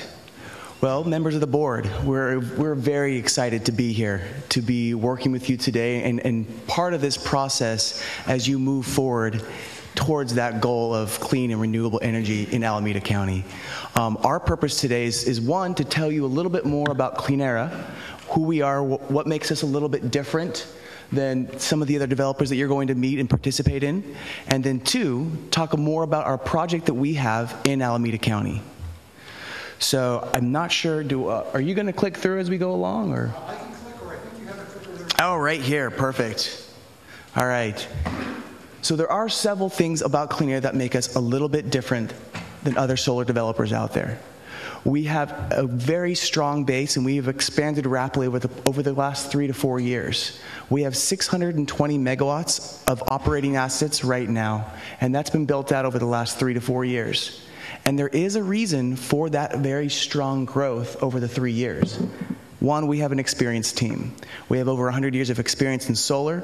Our founders have been in the solar industry for over a decade. We've seen it from manufacturing, we've seen it from development, we've seen it from financing. And so that culmination together of that experience, but also with our low-cost model. Everything that we've done to design Cleanera as an entity is to get a low-cost product at all costs. And what I mean by low cost is it's not a low cost day one, but it's low cost over the lifetime of the project. So what you see here is we have an all equity based financing model. And what that really means is we don't need to go out for financing for construction or for any of the development activities that we do, because it's all equity based. We have 2 investors that have sponsored over $3 billion to set aside for renewable energy projects, specifically solar. And our job is to utilize that capital and invest it in solar assets across North America. That low cost of capital in a very capital intensive business, paired with our processes, allows us to provide low cost solar for communities and organizations like East Bay Community Energy. When you combine that with our long-term perspective, our business model is to hold these assets over the lifetime of the project. So if a PPA is signed for 20 years or 25 or 30 years or whatever that might be, our model is to hold on to that project and not flip it or not sell it to someone else, because we view those as a long-time investment. So those kind of 4 areas are really what makes us a little bit different, and that explains some of the growth that we've had. We have 14 operating plants today. 8 of those are in California. You can see up there we're actually currently in 7 states, but we've expanded and we have development assets in 14 states, and we have a portfolio or a pipeline of over 4 gigawatts over the next 5 years. So all these things together, it makes Cleanera just a little bit different than some other folks that you might talk to. And also what we really focus on is our community involvement. When we go into a community, having good relationships with landowners, with labor, with the county, as well as our off-takers. So what we focus on each year is doing a philanthropic activity or a project. As you can see, 2015, 2016, 2017 are spoken for. We've built out several all-in philanthropic projects for various organizations, and we are looking for projects for 2018. So again, that's a little bit about Cleanera. Lars is going to speak a little bit more about what makes the Altamont project that's within Alameda County something that's quite memorable. All right. Thank you. I'm Lars Dorr with Cleanera. And I'll just give you a quick overview of the Altamont project. It's a 20 megawatt AC project. It's located in the northeast corner of Alameda County, near the community of Mountain House. The point of delivery is to the Tracy substation, CalISO. The annual energy generation is about 52,000 megawatt hours annually. So it's a good size project. It's not huge. It's not tiny. It's a nice medium size. And some of the key aspects of the project are the development milestones that we've achieved. Our site control is under a long-term land lease. The interconnection facility study is complete, so we have transparency and certainty on what the cost to interconnect the project to the transmission system is. And it's a permitted project in Alameda County. And as far as we know, we double-checked this with the county staff. It's the only permitted solar project in the county at this time. And really what that boils down to is it's in a great position to help meet the timing of the planned launch for East Bay Community Energy. And we have a map here. It shows just a very high-level conceptual layout of the project. So I think to summarize where we're at with the Altamont Solar Project, there's basically 4 main pillars of development for solar projects. Number 1 is site control, having either a purchase agreement to purchase the land or a long-term land lease.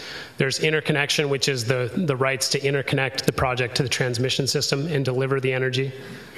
There's permitting and environmental studies that go under that. And then there's a power purchase agreement, which really helps to underwrite the long-term revenues of the project and justify the investment. So the Altamont Solar Project is uniquely positioned in Alameda County, and with 3 of the 4 pillars done. The last thing that's remaining is a power purchase agreement, and that would make a great opportunity for East Bay Community Energy, as well as this project to meet that timing for the 2018 launch date. And I think the other thing I would add is, because of our all equity funding model, as soon as we have a power purchase agreement in place, we basically pull the trigger, start pulling building permits, and start construction as soon as possible. And so there's, cuts out a lot of time on the financing of a project. And that's everything that I have. Thank you. Are there any questions? Thank you. Thank you. Thank you. Oh, one question. Where you're based again? Boise, Idaho. Boise, Idaho. Do you have offices in California, or an office in California? No, we have an office in Phoenix and an office in Boise for now. Okay, thank you. Okay. Thank you very much. Okay, next is Sunwalker Energy, Kevin White. You're the next contestant. I think you might have recognized me. I've been up here a couple times and have been to steering committee meetings and really been following over the past 2 years. And very excited to be where we're at, where we have a CEO today. And appreciate the opportunity by county staff to be here and really diving into who and what Sunwalker is and how we're looking to impact the local community and really take EBCE a step further, at least in our eyes, and how we can contribute. So I don't know, maybe you could expand it. I don't. But to start, we'll go through our commitment to Alameda County. We are a business here in Alameda County only focused on Alameda County. We do no development outside of Alameda County. We also have educational programs. We have a very unique sustainable development program. We'll go through our first of many projects, which is the Livermore Community Solar Farm, and then our local impact and future goals here in the county.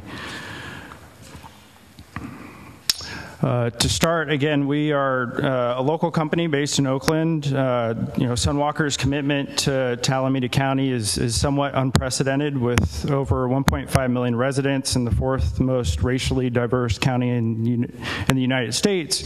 We're going to look to source as much economic benefit within the county as possible. So that means not only working with local landowners, but also taking in mind that we purchase much equipment from fellow businesses within Alameda Alameda County as possible. Job creation through the renewable energy industry within Alameda County is extremely important to us. And based on that, again, we hope to take the goals of EBCE really a step further. And part of those goals are outlined here.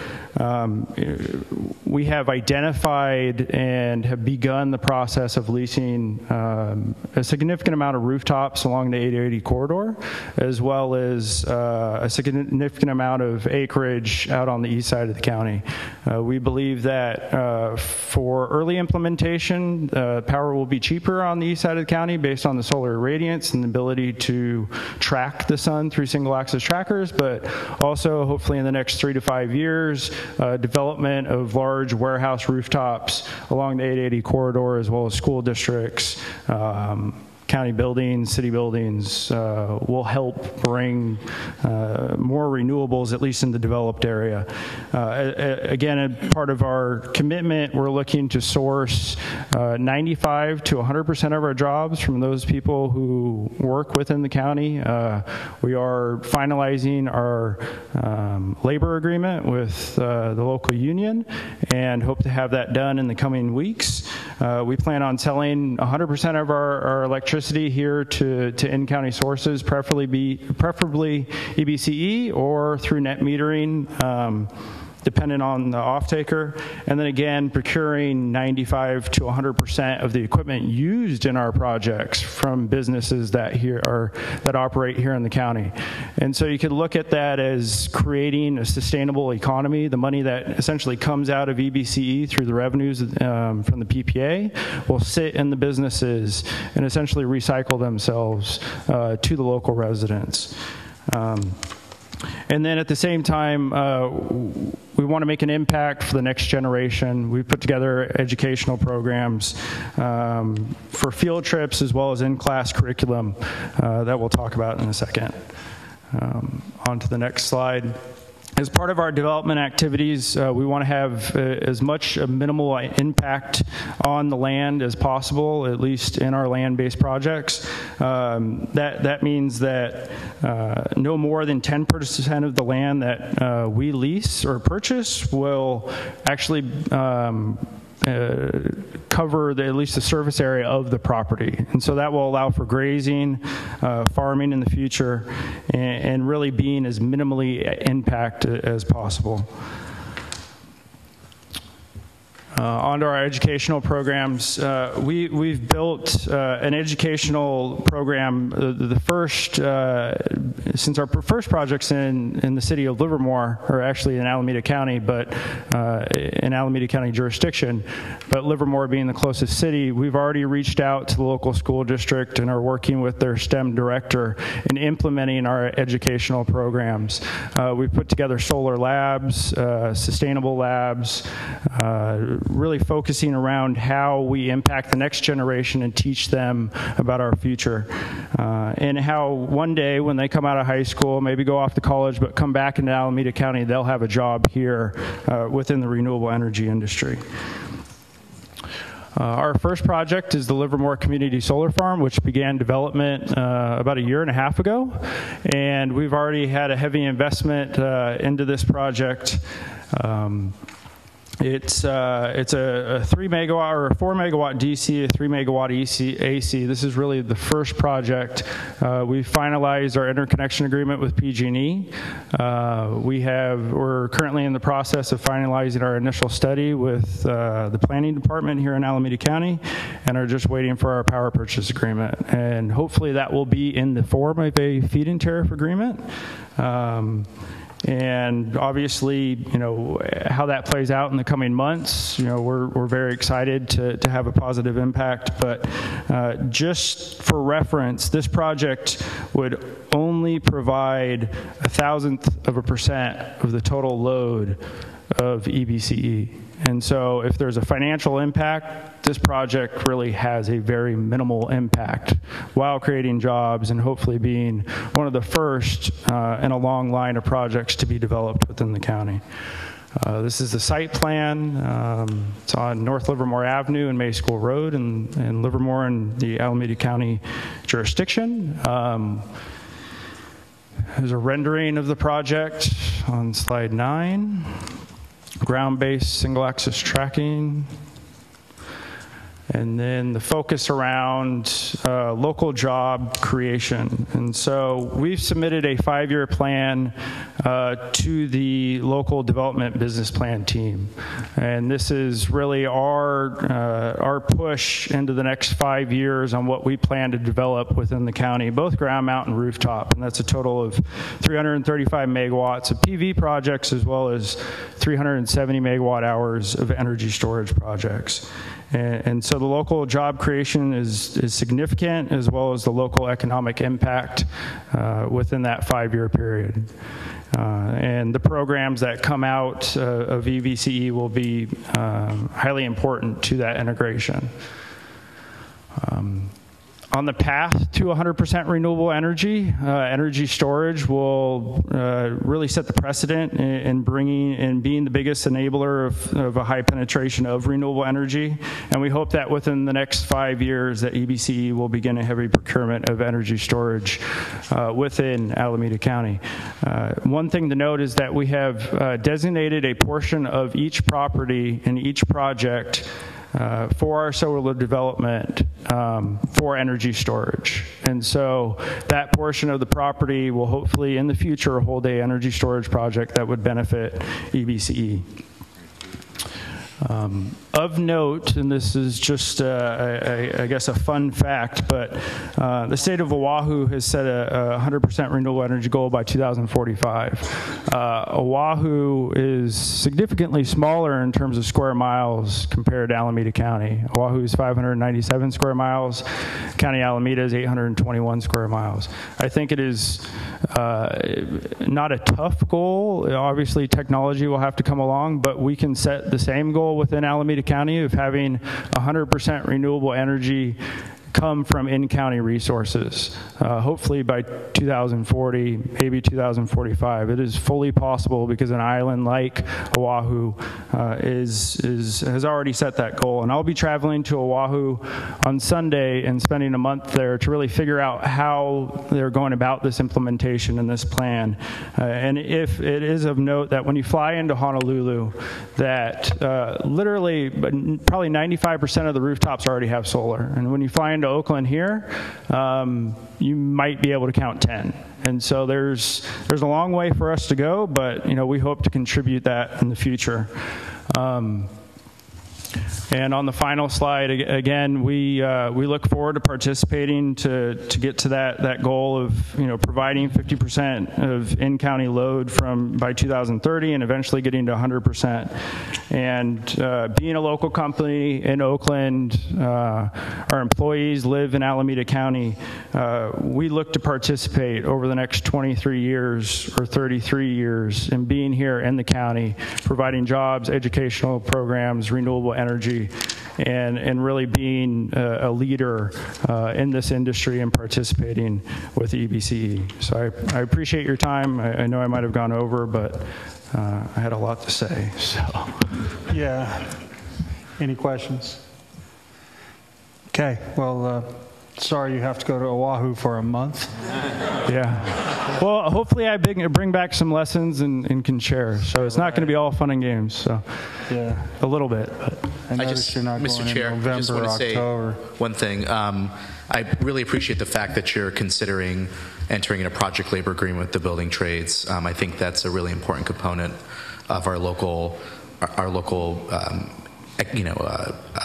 job development and business development, that we are hiring local union labor in the process of developing these projects. I just wanted to thank you for your initiative on that. And the other companies, if you haven't done it, please consider engaging the building trades in those conversations. I appreciate that. Thank you. So, Mr. Mayor, you need to know that that's my district. And whenever somebody comes into my office and talks to me about that, one of the first places I send them is to the building trades to do the PLAs, because it is very important to me. And so I think Victor would back me up on this. I'm pretty sure that every windmill project or project that's been done out there in the Altamont has been done with the PLA and been done with the union labor. Well, thanks for your leadership on that. The recommendation actually came from your office, so. Yeah, it's standard procedure. Yeah, it's the way to do it. All right, thank you. All right, pack your board shorts. Okay, Salka Energy, Jadoo Tapia. I brought copies for everybody just in case you guys don't have them. All right, lower the mic a little bit here and wait for our presentation to come up.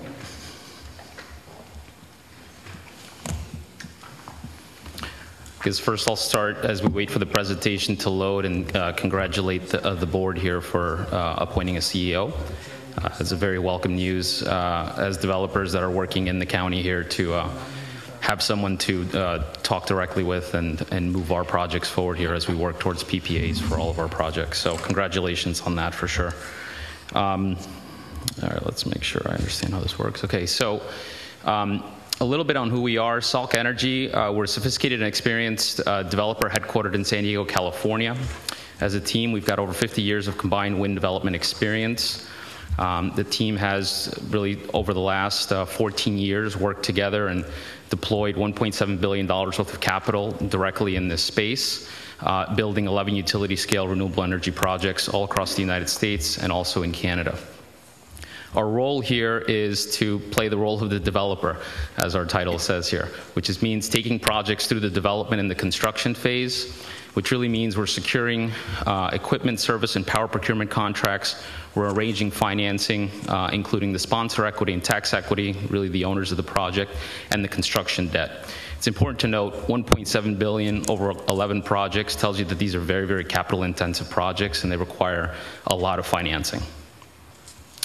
I think unlike Clean Air that we heard about today that has all equity financing, we're more traditional. Like the rest of the industry, we've got to go out and line up big partners to go ahead and get these big projects done. And we've been able to assemble, I think, a very good team here for our projects. First, starting with Castle Lake, their role is going to be the equity investor. They're going to be the owner and the operator of the project. They're a $10 billion private equity firm based in Minneapolis and with offices also in London. 24-year investment track record in the United States. We also have GE Financial Services that will be the tax equity investor. A tax equity investor is very, very important for wind farms in that it allows us to monetize the federal tax incentive that's available to our projects. $25 billion invested by GE Financial Services. They hold $13 billion in energy assets, 200 plus investments. Really probably don't need much of an introduction. We're also bringing GE on, not just as a tax equity investor, but also as a turbine manufacturer. So they're going to be providing the turbines. They've actually provided the majority of the turbines out in the Altamont Pass. And they're also going to be operating and servicing the turbines for the life of the wind farm. Again, 30,000 wind turbines globally, 51 plus gigawatts currently in operation. And then finally, Deutsche Bank, one of the largest banks in the world, a market cap of $34.14 billion. Essentially is going to be the construction lender on our projects. In 2016 alone, just to give you a size of their scale, they arranged approximately $4.3 billion worth of financing for 3,480 megawatts, and that's just in 2016 alone. Moving on to our projects. So the first is, it's a repowering project that's actually in Scott's district in the Altamont Pass. It's a 55 megawatt repowering project. It will generate 202 gigawatt hours, which is enough to approximately power 30,000 homes right here in Alameda County. It's going to generate 100 new jobs. And the project has signed a PLA with the Alameda Building Trading Council. And Scott is completely correct in that every project in the Altamont has been built with a PLA, and we plan to be the next. As far as the PPA is concerned, at the end of last year, we actually entered into a non-binding MOU with Alameda County, which I believe was presented to the board a couple of months ago. A very, very important point I want to make and spend a little bit of time on is the aspect of PTC qualification. So with the new administration that we have in the White House and we have in Washington, there's really no hope that the production tax credit, which has been available to wind farms really since about the late 1990s, is going to be renewed. And so essentially this tax credit is being phased out over time. And so companies had to make a decision at the end of last year, which is, do we make the investments in our projects and do enough to qualify for 100% of the value of this tax credit by the end of 2016, or do we not? So we made that commitment to both of these projects along with our financial partners. And so in this project in particular, what we're able to do is save $25.3 million worth of value that's been preserved, which we plan to pass on those savings to the ratepayer in PPAs that we can offer. So to be clear, our projects, because we've made the investments, we've made the commitments, we're able to offer lower power pricing than projects that have not done that. As far as development is concerned, we sit on 3,363 acres of private land out in the Altamont. The interconnection agreement has been signed with PG&E as of August of 2016. We received our CUP from Alameda County in January of 2016. We expect to close a construction loan September 1st of 2017, pending a PPA, of course, and then we expect to be up and running September 1st of 2018. So we are a project that is really ready to go and is going to be looking to make some very big decisions related to procurement of energy here in the next few months. Our second project, also in California, 135 megawatts. It is on the borders of Lake and Caloosahan counties. It's about 60 miles or so northwest of Sacramento. This project's a little bit bigger, so it'll produce 356 gigawatt hours a year, approximately enough to power 53,000 homes. So between our two projects, we're looking at about 83,000 homes that can be powered through clean renewable energy for the next 25 years. This project will generate 125 jobs.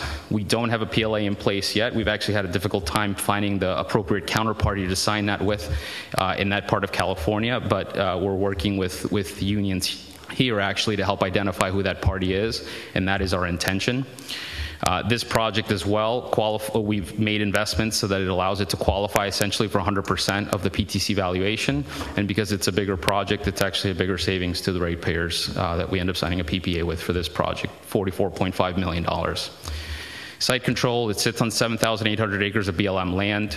As far as interconnection is concerned, we're in the phase 2 cluster study process, which is due to complete in April of next year. In order to enter that process, you had to have made a $3.3 million deposit on April 27th, which is what we did. In terms of permitting, the key permit to get there is really a Type 3 right-of-way, which is expected in Q4 of 2018 from the BLM. Construction loan expected to close on Q4 of 2018, and commercial September 1st of 2019.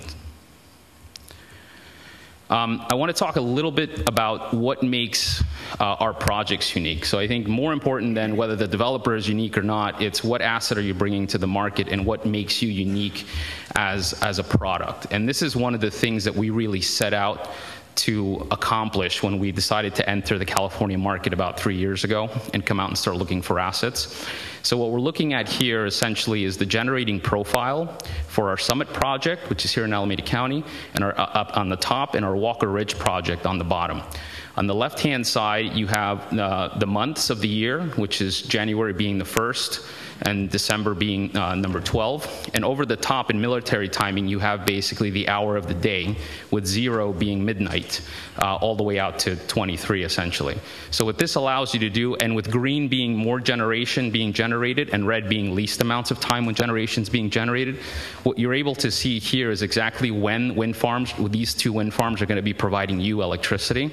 So one of the big knocks on renewable energy all across the country is that the wind is there sometimes, and the sun is there sometimes, but you know what? You're always going to need coal, you're always going to need something else, because you're not going to have renewable energy all the time.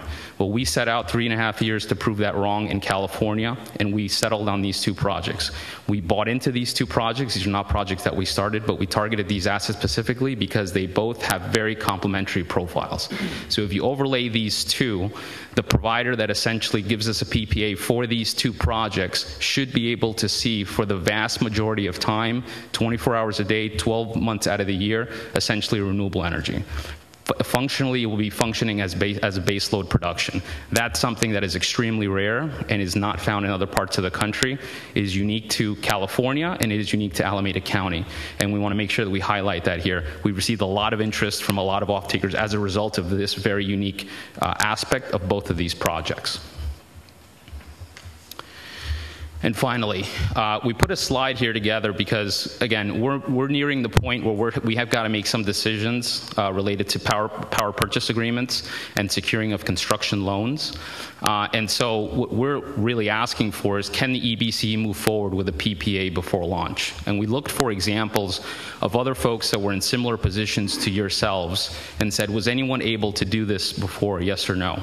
And what we found out was that Redwood Coast Energy was actually able to do this. They had very local biomass facilities that I think were essentially taken offline by PG&E. So Redwood Coast essentially stepped in, provided these folks with PPAs so that they could continue to deliver energy. And so they basically signed 2 power purchase agreements with Humboldt Redwood Company. It's a biomass, and they directed their staff to start the process to procure a further biomass plant. That all sort of concluded in May of 2017, which is, March of 2017, although they launched in May of 2017. We also want to show sort of the difference between you guys and them. So obviously they're a whole lot smaller than you. They're only 833 gigawatt hours, you're 7,000. Their public load, though, is also a significantly amount smaller. And I think one of the things we heard from the consultants tonight, that's the type of load that you want to phase in first, because that's the type of load that's probably most certain to actually never disappear. You guys have a significant amount of that given the size, 630 gigawatt hours of public load. Again, they launched in May of 2017. You want to go live in Q1 of 2018. They signed a PPA before that. We'd like to see when we're actually going to be able to sign a PPA with you. The long and short of it is they signed up 117 gigawatt hours, which makes up 14% of their load. Our 2 wind farms would only make up 8% of your total load, essentially. They signed at a PPA rate of $83. We can guarantee right now that we will be very, very, very significantly below that number, because wind is a whole lot more efficient than biomass. They were being serviced by PG&E before. You're being serviced by PG&E now, and after you launch, you will be in that category. They're saving their ratepayers 3% after they signed this $83 PPA. We're going to sign a much lower PPA, and we will have no problem meeting the targets set by you in terms of the savings to your ratepayers. So the question that I really have for you guys is, why can't we move forward with a PPA? We see other folks are doing it. We're ready to go. We'd love to see the energy from our projects really stay here in county and go to you guys. Thank you. Are you done? You have more slides, don't you? What was that? I have supplemental slides if we want to go through them. That's all right. That's all right. They can peruse them. Yep. Okay. Any questions? Called? Thank you. Thank you for the presentation. I'm glad that the wind was represented here, is represented here in these presentations. Looking at the 2 charts, the comparison of the time of day and month of year, and how they seem to fit very neatly, and it's almost like too neatly. I mean, did you go do wind studies in these locations before, and that's why you put these together? Otherwise, it can't just be coincidence that it fits. Of course, it's not coincidence. No, we set out to come out in California and actually find 2 projects that correlate and are able to provide basically a block of energy, a renewable energy. Yes, so the Summit project is a project, again, that's a repowering project. There was a project on there for 25 years that was collecting wind data. Additional, what are called meteorological towers were installed 4 years ago, and so that data was collected. These reports are really put together by third-party, very financeable meteorologists that essentially are who have to put these reports together in order for you to qualify for construction financing. So these are not our reports. All we're doing is taking their data and showing it here. So they're the ones that are saying this is essentially how much the wind farm is going to generate based on the data you've provided, and this is when it's essentially going to generate. Walker Ridge, similarly, it's a project that's actually been under development for about 9 years up with the Bureau of Land Management, and it's got about 6 years of wind data from Met towers that are located on site. So yeah, this is not an accident. This was completely done by design. As I mentioned, 3.5 years ago, we came into California, and instead of starting projects from scratch, we looked for projects that, even if they were projects that other folks owned, in places where we could look at the wind regime and try to piece two together so that it could provide basically a block of renewable energy. Okay, and are you taking advantage of PTC? Is there still a PTC?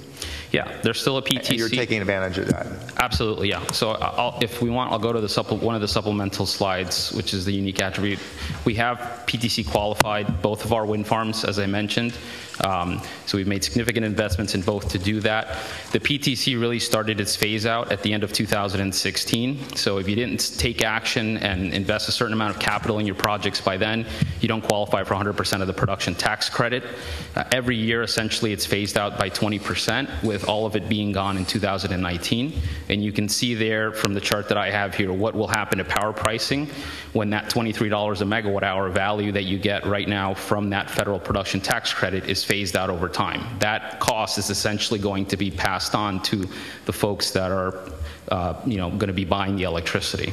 So what our projects are able to do is offer the lowest cost solution today, because we're able to maximize the value of that federal production tax credit. But the longer it takes, then the more expensive projects are going to get. Okay, thank you. So just briefly, if I could, I want to thank all three presenters for coming down. I'm glad that we have both solar and wind represented. I'm excited that we have options, and I want to add just one more to the mix, a small option, but it's an option nonetheless.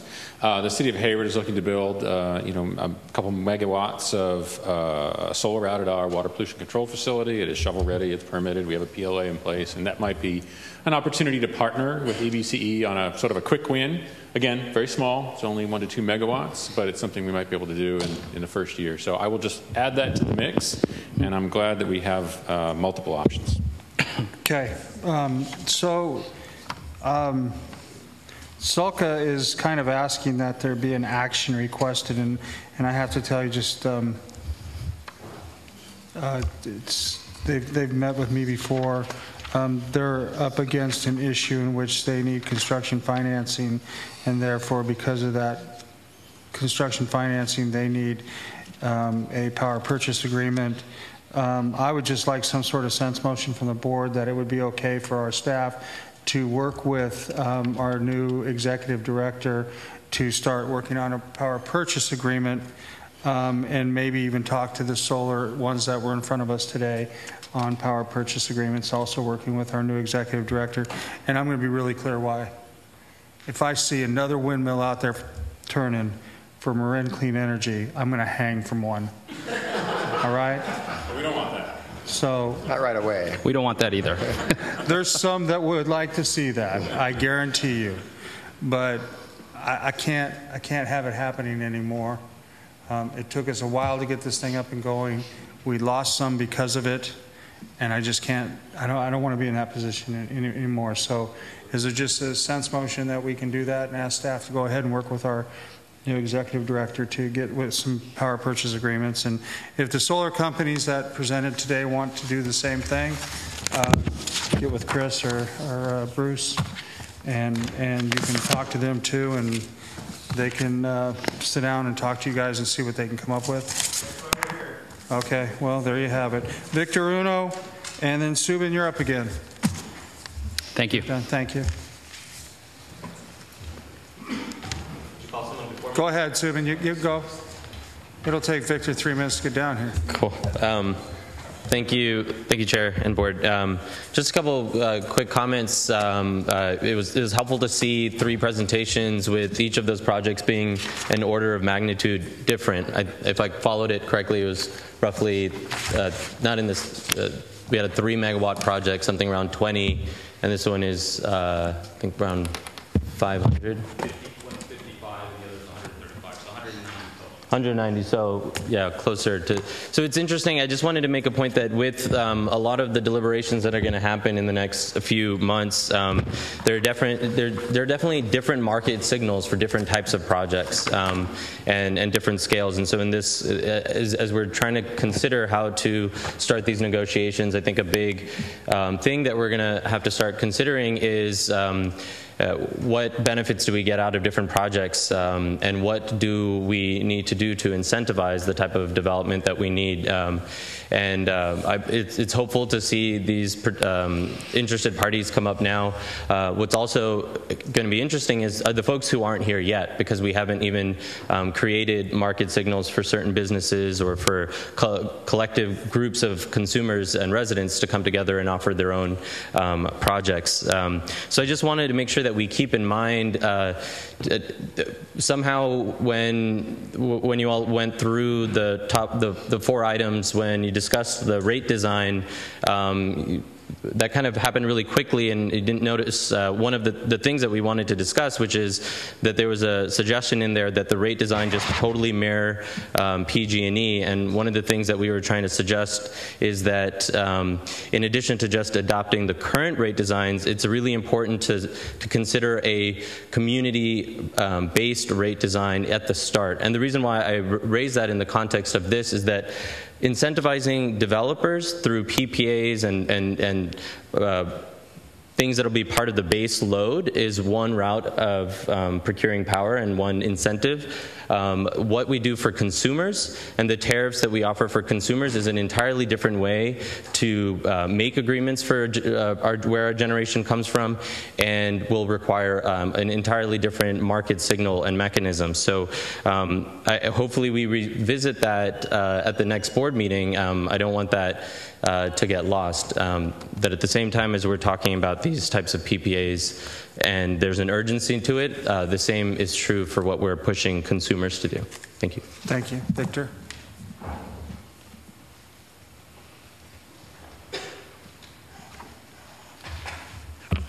Yes, thank you, Board and Scott. Well, first of all, I want to say that earlier today I was in Altamont and hiking around the new wind turbine project that is being built up there.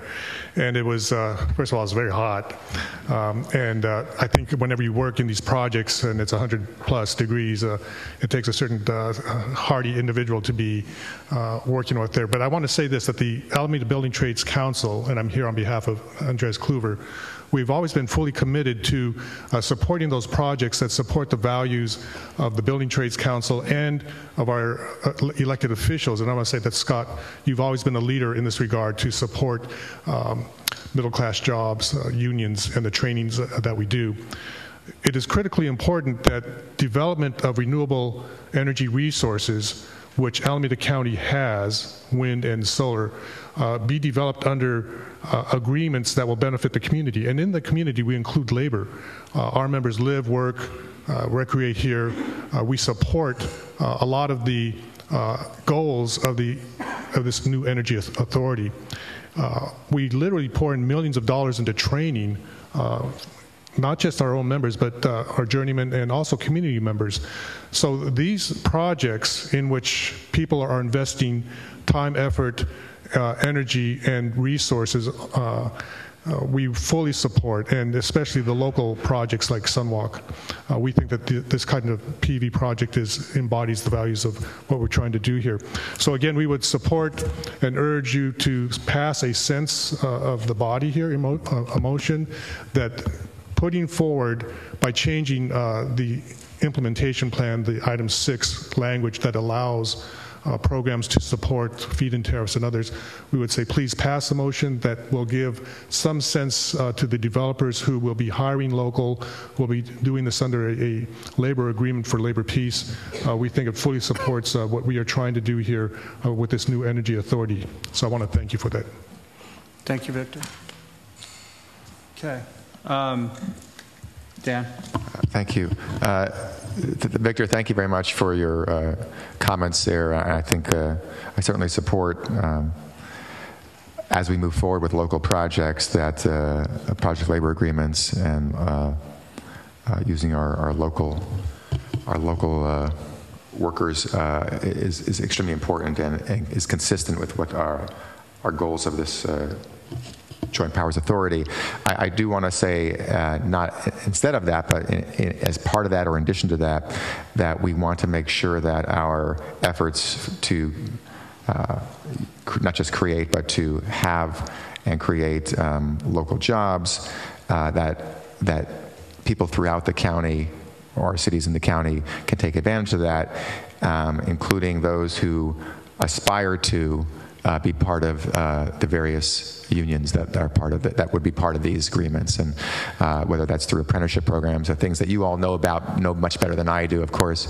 But let's make sure that that people who are, especially communities that have high unemployment rates, and can be part of this in some entry-level fashion, are sought after and included. And I know there's agreement on that, but I just want to state that on the record. Okay.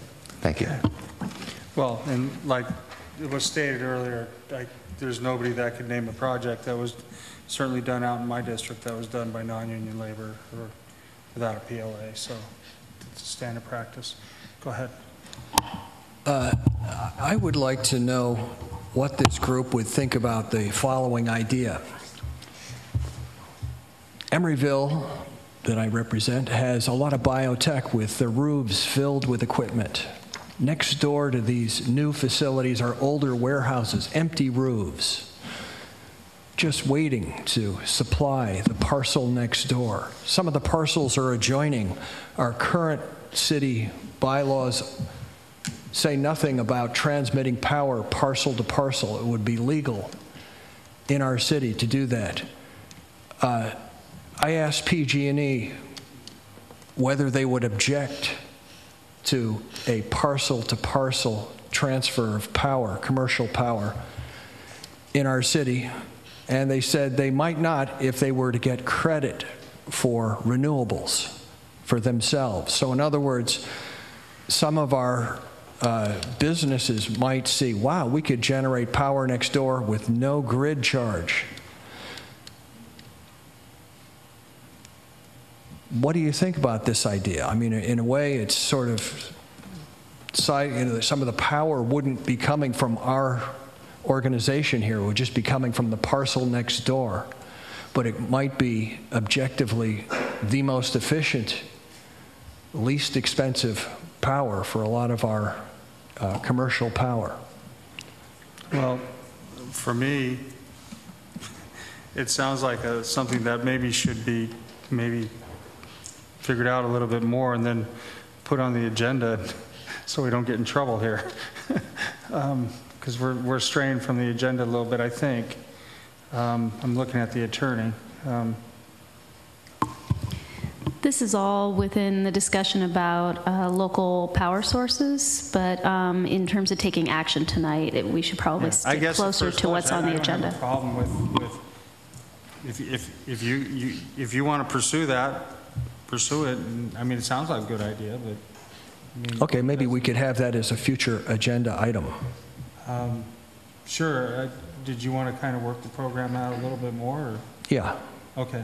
Yeah, I think maybe once you figure the program out a little bit more, we'll certainly put it on the agenda for discussion. Dan, did you want to add something? I concur. I just that the question that you brought, the point you brought up about getting credit might require state action, but that's something that would be part of your presentation. So, thank you. Okay. Anybody else on the item before us? Okay, so staff has a sense motion and some direction. And with that, I would ask, are there any board member comments? I think, well, you have one. Call. I'm sorry I was late, a little bit late this evening. I know there was a brief discussion about the new Community Advisory Committee, and I guess they're having their first meeting shortly where they will presumably select a chair who will be sitting up here. Is that correct? Everybody's nodding their head, yes. So I just wanted to say, as I've said to a couple of the advisory committee members informally, that we're looking forward to having the chair up here. It's totally your decision who the chair is. Just be aware that whoever you pick as chair, is is a board member, and they have all the, except for voting on actual motions and such, they have all the rights and responsibilities of every other board member, including reviewing all the information and having input, and it's work. It's a little bit of work. So whoever you pick, I'm sure it's going to be good because all 9 of you are good, but it is a responsibility to be chair because you're chair of a committee, which is in and of itself a responsibility, and you're up here. So make sure the person you select as chair understands that they have some time commitment and responsibility, and whoever you pick, I'm sure will do a great job. Thank you. Okay, anybody else? So it's kind of funny you say that because earlier during the meeting I was sitting here thinking that we did the nominating committee, in my opinion, did a really good job, and Anna Olivia, you weren't here earlier, and we approved Mr. Chassett, and I want to thank you for serving on that committee. You did a great job both times. I'm really proud of the work that the nominating committee did, but I'm also really proud of the committee that worked to pick the CAC members. I think we came up with a really balanced, great group of stakeholders that will do a really good job. So I was sitting here while Mr. Chass was speaking, and I really was kind of pumping myself up because I thought, wow, we've made a couple really great major decisions in my opinion. So I really feel good about where we're at today, and there's a lot of work to go. And I think certainly the stakeholders and everybody involved has pushed and nudged and fought and whatever, but it's really for a good thing, and I think we're getting there, and we're getting closer to launch every day. So with that, was there any staff announcements? None tonight. Oh, good. That's great. We're adjourned until July 19th. Thank you.